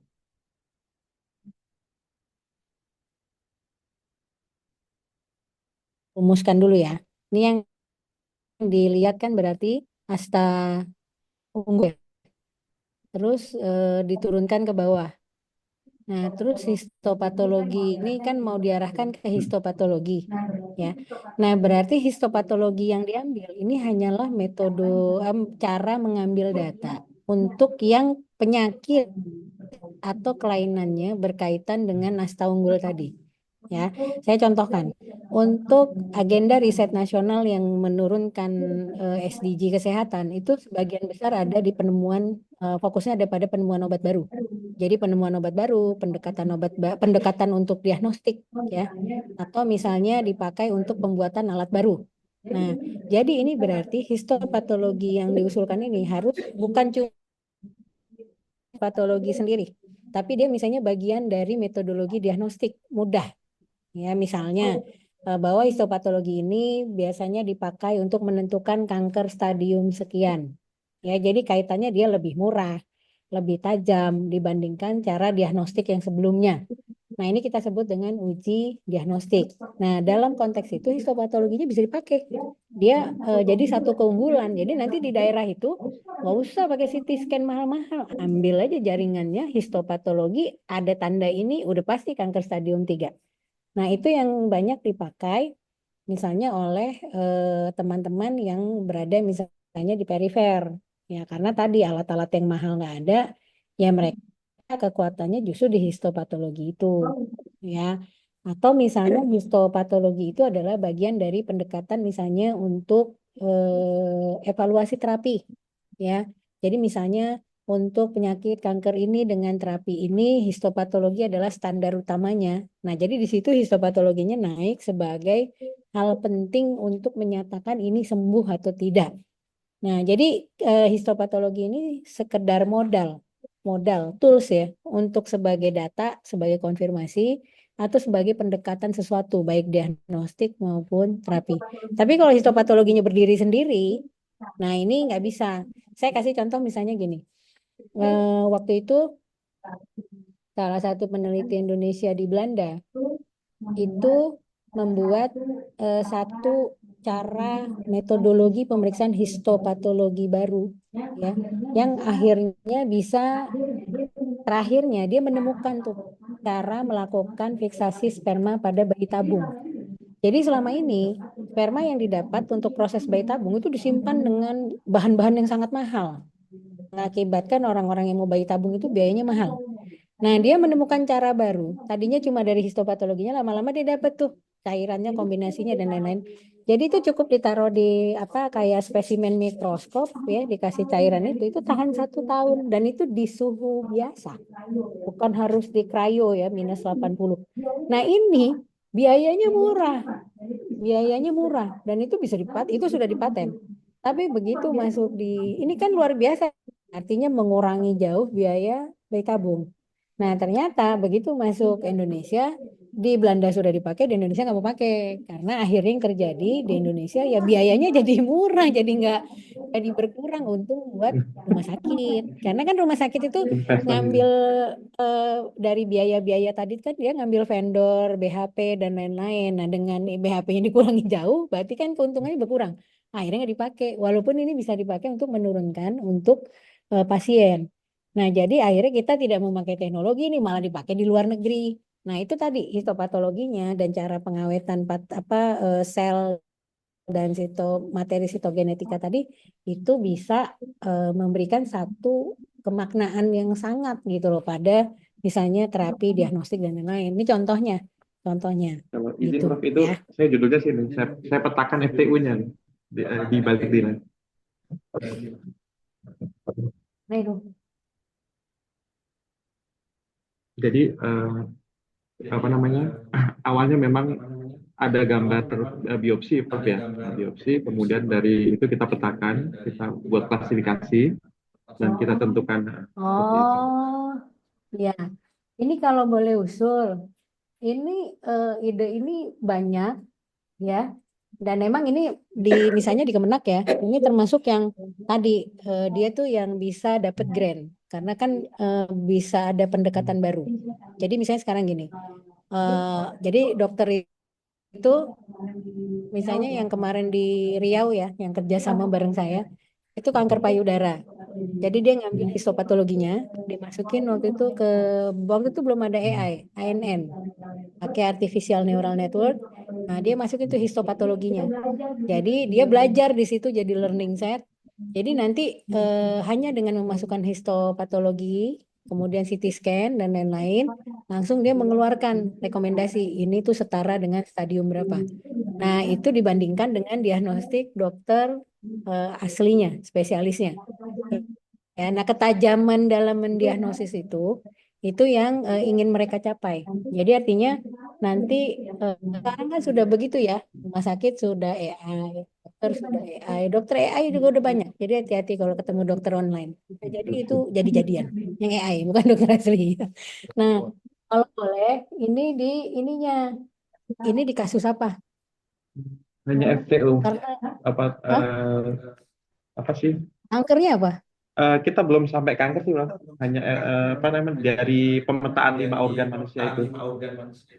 Oh, ya, tapi karena ini kan ada diagnostik histopatologi ya, berarti harus ada model penyakitnya kalau bisa. Jadi ini kan kalau peningkatan diagnostik berarti harus ada kasusnya pada kelainan apa gitu loh. Kalau belum, ini berarti baru ngumpulin data ya, Ini sebenarnya udah selesai, Prof. big Iya, data ya ini, ngumpulin iya. data histopatologi Ya, ini hasilnya semua, seperti ini. atau udah diklasterisasi, dikategorisasi jadi kasus apa? Kalau ini sih kita hanya buat ini ya, apa namanya dari 5 FTU itu kita apa namanya kita klasifikasikan seperti itu hasilnya visualisasi seperti ini. Ini dari biopsinya. Oh, ini baru kalibrasi berarti ya? Sudah ini apa namanya? Enggak, jaringan normal. Ja- Jaringan Kalau di normal. sini, kalau Apa di sini sakit? kita ngelihatnya sih dari ini ya, mohon izin.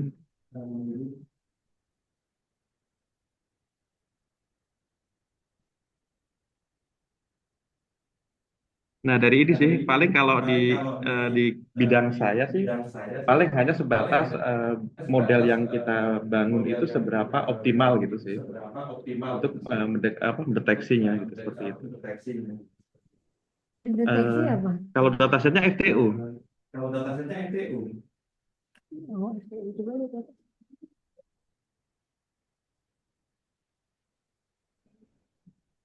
FTU-nya apa ya? Coba dilihat. Mungkin yang definisi FTU itu FTU-nya. kali itu 5 organ itu bro. Five type of apa? Ini ada gambarnya. Boleh lihat ininya nggak? Latar belakangnya. Iya sudah, cuman Ini udah jadi ya berarti ya? pengen diajukan. Iya. Mau pengen diajuin. Nah, gini nggak apa-apa nih. Kalau udah jadi enak. Coba cuma lihat ininya. Lihat Ya ini, latar belakangnya, Pak.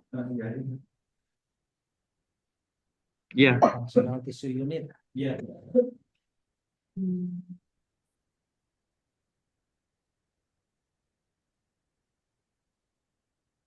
Pak Widi ngambil di kuburan mana? Punya orang diambil-ambil yang ginjal.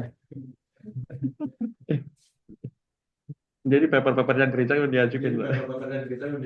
Paper-paper yang di reject itu kemarin kan sempat submit reject gitu ya. Oh, Yang kita perbaiki, terus kita pengen apa namanya nyari iya, pendanaan. kan kita nggak, kita kan Hmm. berbasis Ya. output kan. Ini penggaris benang merah yang belum ada dari cancernya itu ke FTU. FTU Iya, ini kan normal ya, benar. jaringan normal kan? Berarti ini kan belum mendiagnosis apa-apa kan? Hanya ke FTU Ya aja. kan? Nah, berarti judulnya diganti sedikit. Jadi pemakaian deep learning dan itu untuk FTU-nya. Jadi bukan sebagai diagnostiknya. Tapi nanti boleh di introduction-nya ditulis bahwa nanti implikasi dari mapping FTU ini bisa untuk cancer. Nah, kalau judulnya sudah diagnostik histopatologi, nah reviewer itu pasti mikirnya udah gini, ini akan dipakai, pasti udah pakai model cancer atau model apa. Padahal sebetulnya kan ini yang Pak Wi dikumpulkan adalah big data, functional tissue unit di 5 jaringan organ. Pengen ngelihat ketajaman, ya bener kan? Kalau Ya, saya nggak dari salah ya model. bacanya. Berarti pengen ngelihat ketajaman gabungan deep lab dan MTI untuk mendiagnosis histopatologi yang sesungguhnya, ya kan? Ya berarti ini nanti judulnya dirubah sedikit. Berarti intinya itu pemanfaatan ya ketajaman MTI dan deep lab dalam mendeteksi functional test unit pada beberapa jaringan. Nah, harapannya kalau tinggi, berarti nanti kombinasi dua aplikasi ini akan bisa dipakai untuk mendiagnostik cancer, gitu kan ya? Begitu Iya, ya, benar. kalau saya nggak salah ya. Berarti roadmap-nya nanti yang penelitian berikutnya misalnya dipakai di jaringan cancer, gitu kan? Nah, jadi tadi kalau misalnya dipakai di diagnostik histopatologi, nah yang jadi masalah FTU yang diambil di sini kan belum tentu mengalami kelainan kan. Jadi baru sekedar memastikan yang dibaca di learn dengan yang dibaca di histopatologi akurasinya sama kan. Nah iya, berarti cuma ini aja judulnya diganti sedikit. Karena kalau tadi itu kita udah mikir gini, oh berarti ini dipakai untuk Penyakit tertentu diagnostik gitu ya. cancer. Nah, penyakit tertentu. Jadi padahal ini sebetulnya baru membandingkan hasil bacanya di lab dengan hasil baca FTU dari deep lab dan dari histopatologi. Iya. Itu kan, iya. Jadi kira-kira judulnya yang dirubah sedikit ya Pak ya. Menurut saya sih itu aja. Tapi kalau ini mau diangkat, saya pikir ini bagus ya. Silahkan nanti disampaikan saja bahwa kalau dua kombinasi aplikasi ini memberikan presisi yang cukup tinggi, maka dia bisa implikasinya menghindari human error satu. Yang kedua, jadi human error bacaan dari dokter itu mungkin ya. Yang kedua adalah berkaitan dengan nanti ke depannya itu bisa dipakai untuk ketajaman diagnostik yang patologi cancer gitu. Jadi yang proposal besarnya yang berikut. Jadi Pak Widi ini sebenarnya udah punya 2 proposal. Proposal untuk ngecek FTU-nya, yang berikutnya untuk ngambil modelnya nanti di kanker. Jadi yang histopatologi kanker bandingin sama yang dibaca mereka ini sama enggak gitu loh. Kalau ternyata presisi 99%, besok gak perlu dokter patologi anatomi, tinggal tuh ini masukin keluar deh kanker gitu ya.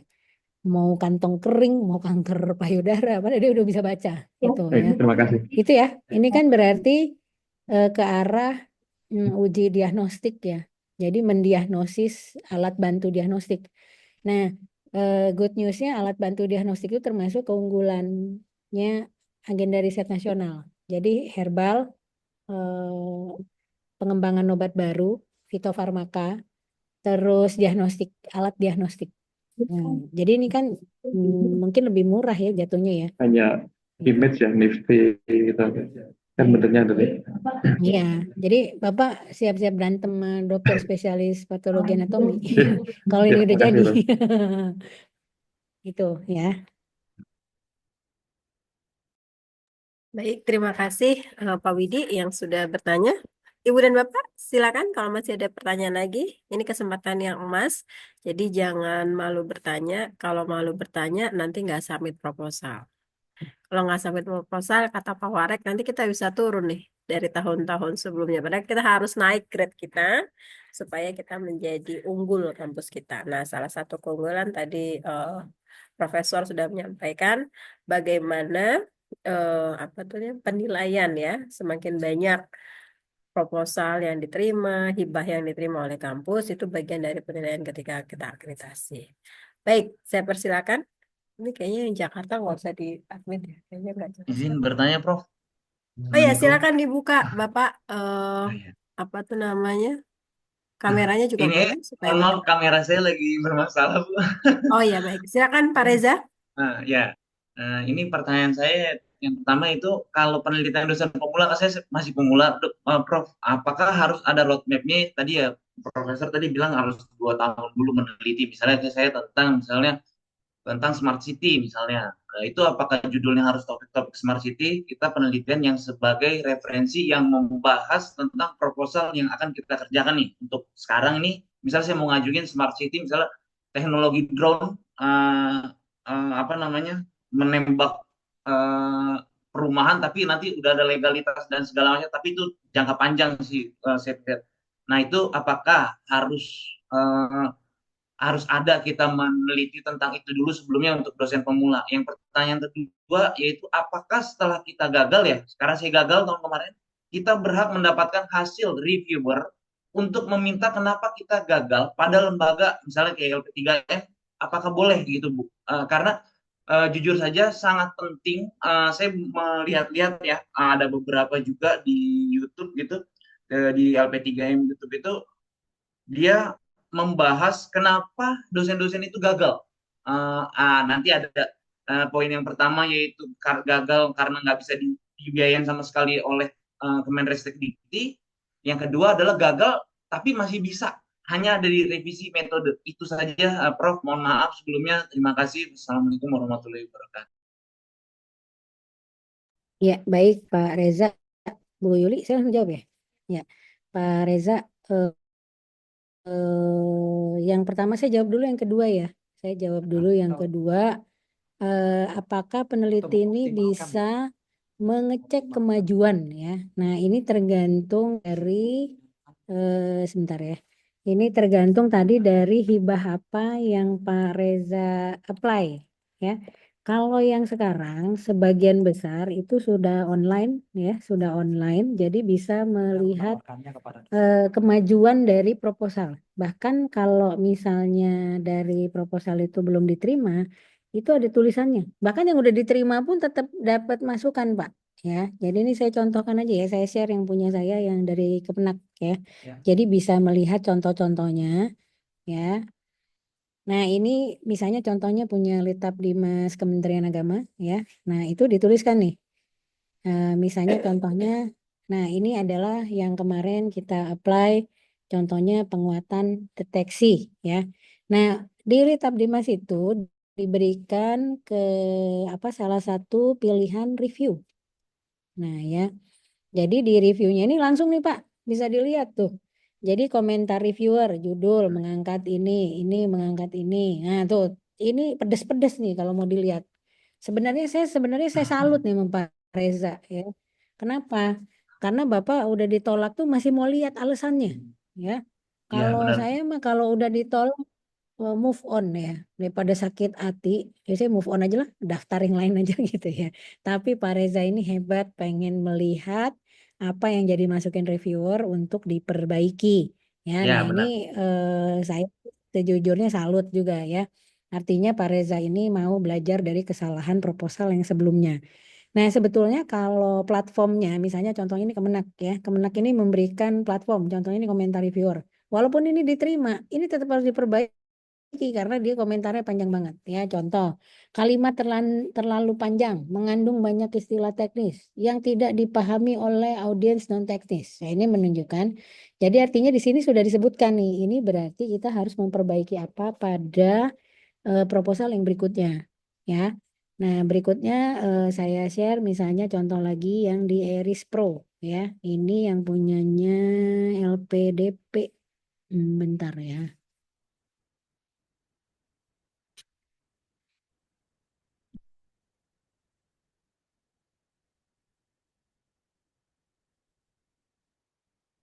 Jadi tadi pertanyaan berikutnya, apakah kita bisa mengecek ya kemajuan ya tentang penelitian kita. Nah, ini kalau contohnya platform yang punya LPDP. Nah, di LPDP ini ada tulisannya nih Pak. Jadi misalnya nih selection ya. Nah, ini akan menggambarkan nih, ini punya kita ya. Ini sudah ada di dalam My Research Proposal. Terus nanti disebutkan di sini nih. Nah, ini kebetulan karena saya lagi fase reporting ya, jadi yang di depan ini di disbursement ini udah nggak ada. Kalau kemarin pas di tahap disbursement ini, panjang sekali reviewnya, sampai 14 review ya. Jadi ini menunjukkan bahwa walaupun kita diterima sekalipun, itu bukan berarti terus Bapak selamat dunia akhirat ya, terus habis itu proposalnya aman. Karena ternyata tetap kita harus memperbaiki lagi ya. Ini saya contoh ya, contoh revisi ya, revisi yang saya kerjakan dari LPDP ya, yang panjang kali lebar itu. Nah, ini contohnya, saya kasih lihat aja. Dan ini juga seringkali jadi catatan penolakan. Nah, ini ya. Jadi tuh peta jalan. Ini reviewernya LPDP ini udah kayak reviewer jurnal. Nanyanya sampai berapa poin tuh? 9. Udah 9 di dalamnya ada ABC lagi ya, kayak ujian pilihan ganda aja. Ya. Nah, tapi terus dijawab. Karena kalau enggak kita ditolak. Kalau misalnya kita enggak jawab, kita ditolak. Nah, contohnya minta peta jalan harus 2 tahun sebelum dan 2 tahun sesudah. Tolong luaran, buat detail rincian luaran. Padahal saya udah buat detail, kurang detail. Ya udah lah, oke. Nggak apa-apa daripada toh kalau kita ngamuk juga kita nggak bakal dapet ya. Jadi dalam hal ini memang ada peraturan. Reviewer itu selalu benar. Nomor 2, kalau reviewer salah, balik ke reviewer pasal 1. Jadi kalau dari reviewer ngomong apa aja terpaksa dikabulin ya udah pokoknya kalau Bapak bisa kabulin kabulin. Nah maka iya betul. Jadi Pak Reza ini maka saya bilang luar biasa. Udah ditolak masih mau mau mengevaluasi. Ya itu yang paling baik ya. Jadi diperbaiki proposalnya. Nah pertanyaan pertama berkaitan apakah harus ada jalan untuk peneliti pemula. Sebetulnya di dalam Grand Design Research yang baik memang yang paling pertama adalah universitas punya penelitian unggulan. Nah, baru penelitian unggulan itu diturunkan jadi di fakultas penelitian unggulan fakultas.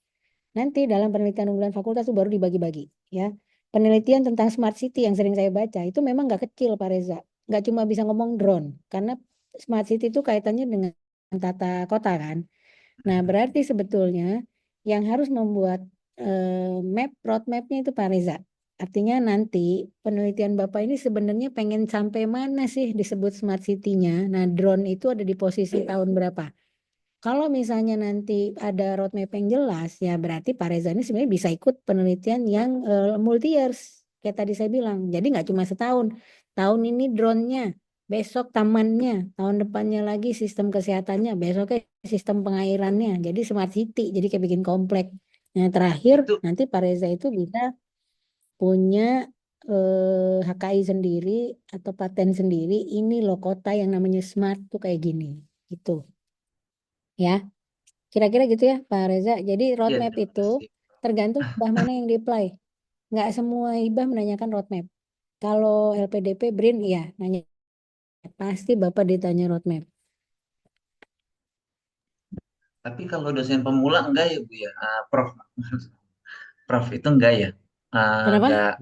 enggak apa untuk dosen pemula mungkin roadmapnya enggak terlalu, maksudnya bener-bener kita dari tahun pertama sampai kedua dan baru masuk tahun ini yang tadi Prof bilang itu, Oh, nah, apakah dosen ya pemula baik gini ya. Apakah ada perbedaan antara dosen pemula, dosen expert, dosen itu? Nah sebetulnya gini Pak Reza. Yang penting klasterisasi atau kategori hibah yang Bapak Reza ambil. Jadi biasanya hibah itu makin kecil itu biasanya yang dibolehkan mengapply itu misalnya untuk lektor ke bawah ya itu berarti hibahnya yang 50 juta ke bawah. Tapi misalnya hibah yang misalnya setahunnya 1 miliar itu harus lektor kepala gitu ya. Nah ini bahkan ada juga misalnya kayak LPDP dia memberikan bahwa yang nilainya bisa sampai 1 miliar per tahun itu hanya misalnya dengan Sinta skor 500 overall ya. Nah, jadi kalau Pak Reza ini mendefinisikan dirinya itu sebagai pemula, maka maksudnya ini berarti dosen yang kategori hibahnya misalnya jumlahnya minimal. Artinya berarti kalau minimal itu outputnya lebih sedikit. Proposalnya juga biasanya lebih singkat ya. Nah, jadi ini pilihan. Nah, kalau misalnya hibahnya mau gede, ya outputnya lebih banyak. Nah, jadi Pak Reza ini mengkategorikan diri sebagai pemula dari mana? Dari pangkat, dari pengalaman riset, atau dari hibah, atau dari mana? dari pangkat Bu? Masih saya masih asisten ahli, masih belajar lah kalau Pangkatnya? saya bilang Prof. Perangkatnya masih asisten ahli Prof. Oh, asisten ahli. Oh iya. Nah, berarti gini ya, Pak Reza, saya anjurkan apply-nya untuk hibah-hibah tuh yang sifatnya hibah prodi, hibah apa namanya, yang angkanya jangan gede-gede, Pak. Jadi misalnya hibah yang 20 juta, 50 juta, ya, yang memang membolehkan asisten ahli. Nah, jadi tolong dibaca nanti juknisnya. Ada hibah-hibah yang boleh asisten ahli yang masukin. Nah, tapi ada cara lagi. Misalnya, pengen dapat hibah yang lebih gede. Ya, Bapak harus nebeng sama senior. Nah, berarti seniornya harus dibayar-bayarin dari sekarang, ya.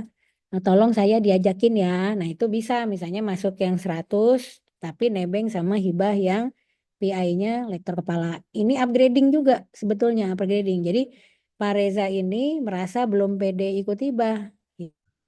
Hibah sama senior, ya. Jadi, biar diajarin sama seniornya. Gimana sih caranya ikut laporannya kayak apa gitu, ya. Kebayang nggak, Pak Reza?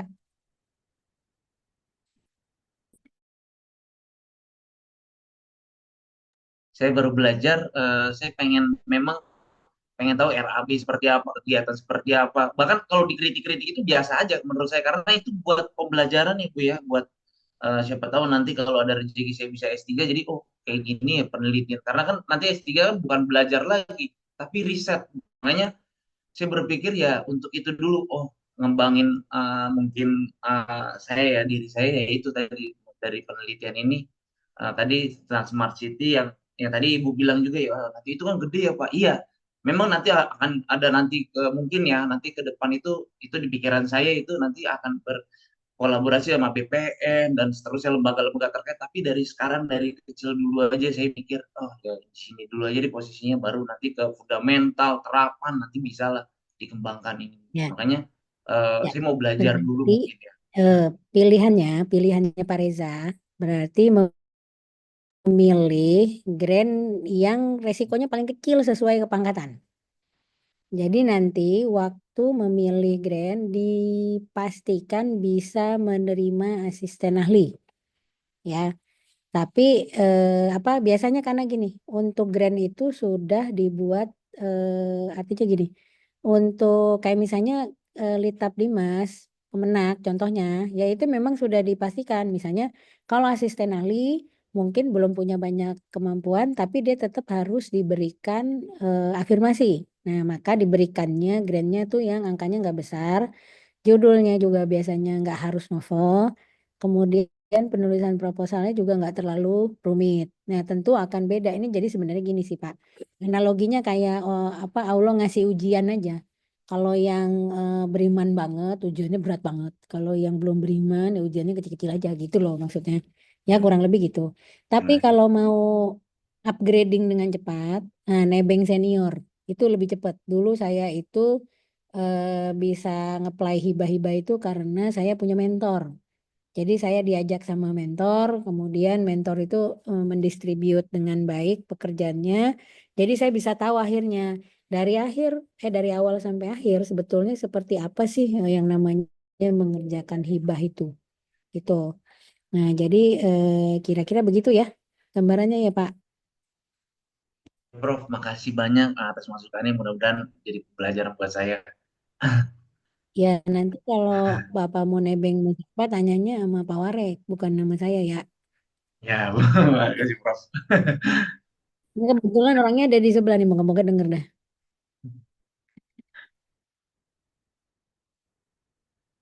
Terima kasih banyak Pak Reza sudah bertanya. Ibu dan Bapak juga sudah aktif bertanya. Apakah masih ada pertanyaan lagi? Kita sudah di jam 3:15, sebentar lagi asar. Nggak ada proposal nih. Nggak ada proposal nih. Kayaknya sih udah pada punya, coba pada malu untuk share. Ada yang mau share proposal? Pak Amrizal kayaknya nih udah senyum-senyum. Atau nggak mau Muhajir? Saya ada, tapi malu juga.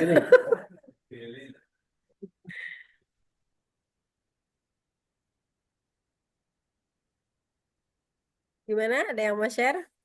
Ibu silakan tapi silakan waktu cepat. Malu saya. Jangan saya lah.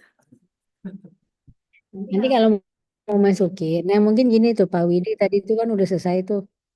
Nah mungkin Pak Widi bisa sebutkan nggak grandnya apa, terus juknisnya, Hah?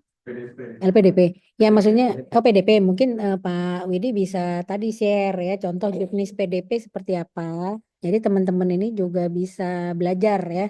Nanti kayak checklist tadi ya, apa aja yang harus dibuat ya, kemudian juknisnya apa saja. Nah, coba dilihat di PDP itu ada asisten ahli enggak? Jadi Pak Reza bisa langsung masukin itu. Nah, mungkin coba Pak Widi bisa share dikit kali kalau PDP. Risetnya antara teknologi dengan kesehatan ya. Nah, sisi kesehatan ini kelihatannya lebih menonjol kan sebenarnya.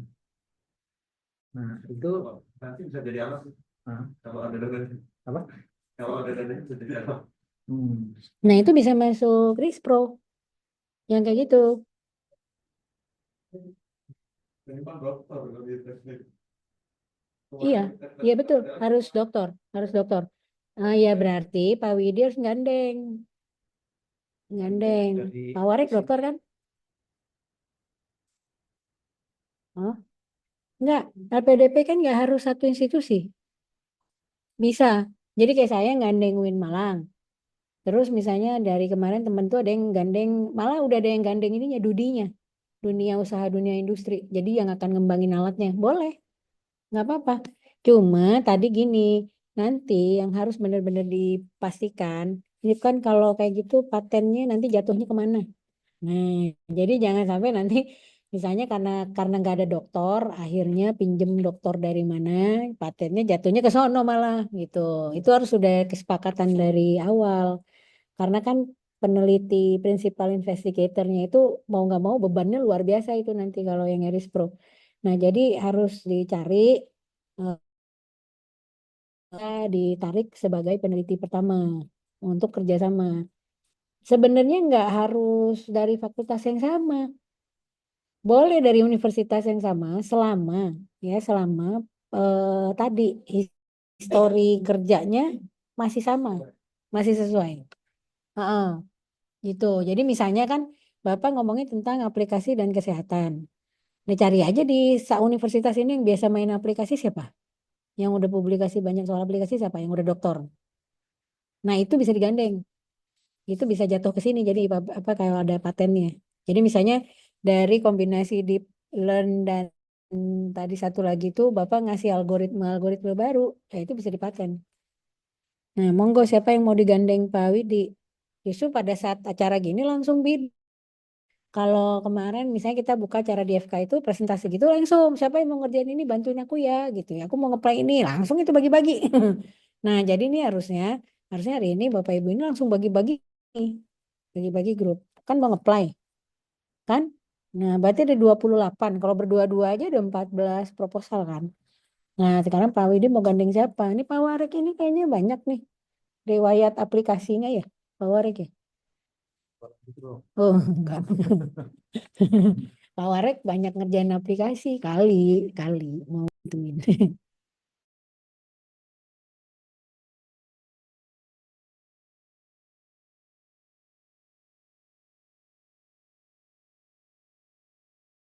Peluangnya besar ya.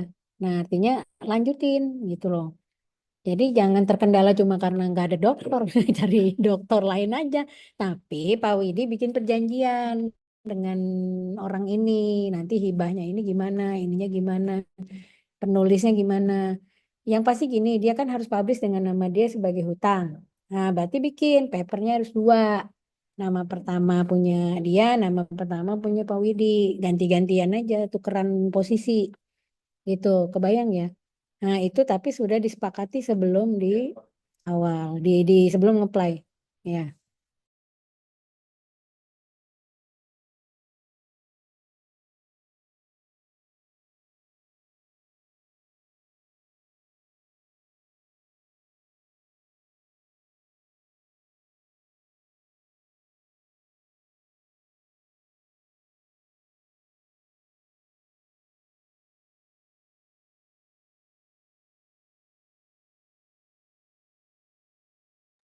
Biar nggak ada dusta di antara kita. Namanya juga peneliti ya harus cara hidupnya juga harus akademik ya. Nah, apa? Enggak itu jadi maksudnya biasakan sebelum teman-teman ini submit buat fakta integritas bersama atau kontrak bersama di antara peneliti jadi jelas nih. Jadi nanti misalnya tadi contoh kasusnya Pak Widi nggak punya doktor, kan punya idenya sebenarnya idenya Pak Widi. Nah, saya bisa memahami kekhawatirannya Pak Widi kalau merekrut orang sebagai PI, maka nanti patennya, apanya, itu akan dipakai sebagai nama pertama orang ini. Padahal sebetulnya di dalam klausulnya LPDP itu ditulisannya di juknisnya ya bahwa paten itu diserahkan pada tim peneliti. Jadi nanti siapa yang dipaten apa dipateni ya, pokoknya itu sudah dijelaskan dengan betul di situ. Jadi nggak apa-apa kalau misalnya yang dapat paten nomor pertamanya adalah peneliti yang kedua. Kalau dilihat di klausul juknis, jadi nanti juknisnya di download Pak. Seingat saya begitu yang LPDP ya. Jadi nanti itu akan menghilangkan mengurangi kekhawatiran dari Pak Widi. Ternyata bisa loh diakalin begini, diakalin gitu ya jangan mundur. Tapi tinggal dikawalnya ada tadi fakta. Siapa nih yang nulis, siapa yang ini, siapa yang itu. Nah, jadi tadi jangan misalnya udah ikut bareng-bareng ngerjain grand. Ikut iya, tapi kagak pernah nongol giliran progres ya, kerjain kagak, maunya nama doang gitu ya. Nanti ditulis namanya doang aja doang, tulis sih doang nomor 4 doang nomor 5 gitu ya. Hah? Iya, jadi nanti di Scopus doang banyak dapat dapat Scopus ID si doang itu ya. Iya nama doang tapi ya jadi kalau bisa Bapak Ibu ya kita belajar lah apalagi tadi kayak Mas Reza emang mau belajar ya serius tadi artinya mengambil peran di dalam tim peneliti itu apa perannya jadi jangan ngilang ya jangan ngilang timbul gitu ya ke laut Jadi ikutnya semangat nulisnya begitu penelitiannya jalan. Suruh FG disuruh bikin ini dia ngilang. Nah itu tolonglah Bapak Ibu jangan begitulah. Kita kan sebagai peneliti ini punya integritas ya. Artinya kalau kita emang mau dapat grant ya kita juga kerja keras gitu. Ya mungkin itu ya. Jadi jangan lupa membuat fakta integritas, membuat kesepakatan siapa yang nulis. Jangan berantemnya di belakang. Ya bikin malu. Udah berantem, cakar-cakaran, jambak-jambakan. Ditanya kenapa? Ya karena saya jadi penulis ditaruh di belakang. Ya elah, nggak ada yang penting lah paling. Gitu ya. Nah, jadi jangan bikin sampai niatnya mau nge-playgirl malah jadi drama Korea ya. Itu ini contohnya. Ini misalnya contohnya nih Bu Herlini, saya siap kerja sama. Nah udah, tinggal bikin fakta aja. Misalnya nanti Pak Wide, Bu Yuli, Pak Rizal bareng satu proposal. Bagi deh tuh bertiga. Siapa yang ngurusin duitnya? Siapa yang ngurusin ke laboratoriumnya? Siapa yang ngambil data? Nah, nanti kalau nggak jalan itu jadi evaluasi. Jadi, nah ini kebiasaan saya ya, kebiasaan saya. Jadi memang kalau saya punya temen yang bagus, itu saya bawa terus itu jadi kolaborator. Mau yang grandnya 100, 200, 3 miliar, 4 miliar saya bawa terus. Karena tadi portofolio itu penting ya. Tapi kalau misalnya udah satu kali baru disuruh bikin sesuatu ngilang, bikin ngilang, ini nggak usah deh. Itu peneliti ya. Kalau peneliti yang udah sering begitu. Jadi gitu ya, Pak Widi. Nanti khusus yang LPDP dilihat juknisnya. Seingat saya untuk paten nanti diserahkan ke tim. Jadi tidak harus nama pertama itu pegang paten. Tapi nama pertama memang harus ada bukti output publikasi. Seingat saya ya, seingat saya. Nanti dicek lagi di juknisnya. Terima kasih banyak Prof. Ibu Bapak tadi kita sudah banyak mendapatkan masukan dari Prof. Flori ya. Jadi catatan penting terakhir dari beliau adalah kalau ngetim itu jangan sampai idenya orang diambil oleh orang lain, tetapi kemudian orang yang punya ide itu mendapatkan jauh lebih sedikit dari yang sesungguhnya dia dapatkan. Jangan sampai ada dusta di antara kita. Bagus itu kata kunci dari Prof. Flori, dan yang terpenting lainnya adalah portofolio. Jadi jangan sampai teman yang kemudian ngetim sama kita menjadi tidak nyaman dan portofolio kita kemudian menjadi jelek gara-gara pengalaman penelitian yang sebelumnya kita tidak berlaku adil. Ibu dan Bapak, kami meyakini bahwa masih banyak mungkin pertanyaan, tetapi kita dipisahkan oleh waktu. Bahan dari Ibu Profesor, Prof. Flori akan kami kirimkan kepada Ibu Bapak melalui WhatsApp Group. Kemudian LP3M telah menyusun catatan ya atau kesepakatan di mana Ibu dan Bapak yang punya eligible tetapi tidak punya proposal, sedangkan ada rekan dari dosen yang tidak eligible tetapi juga punya proposal, akan diatur secara rinci dan detail hak dan kewajibannya supaya tidak ada dusta di antara kita. Kira-kira begitu. Terima kasih atas kehadiran Ibu dan Bapak semua pada Zoom pertemuan yang ketiga. Kita bertemu lagi pada pertemuan ini pertemuan yang kedua. Kita akan bertemu pada pertemuan yang ketiga hari Kamis tentang penulisan untuk publikasi jurnal ilmiah internasional ya dengan menggunakan AI. Ini ada Mas Huri nih dari PP Muhammadiyah. Siap. Assalamualaikum Mas. Halo warahmatullah. Minta Monitor. materinya Mbak Yuli nanti. Baik, terima kasih atas kehadiran Bapak semua. Sampai ketemu lagi di hari Kamis di jam yang sama. Kita mulai jam 1. Semoga tetap semangat, puasa, ngaji, dan lain sebagainya. Kurang lebihnya mohon maaf. Billahi taufiq haq. Fastabiqul khairat. Wassalamualaikum warahmatullahi wabarakatuh. Waalaikumsalam warahmatullahi wabarakatuh. Terima kasih Prof. Bu Oh ya, Yuliani. mohon kameranya dibuka. Kita foto bersama. Ya, kita foto bersama. Seharusnya foto dari tadi sudah di screenshot sih. Ada 2 slide. Oke, kita hitungan ketiga ya. Oke, baik. 1. Oke, rapi-rapi. Pak Warek. Ya, aduh, mesra sekali sini. Bahaya. Itu yang di bawah juga jadi ikutan berdua tuh. Jadi bermesraan itu, Prodi. Baik, pada hitungan ketiga ya.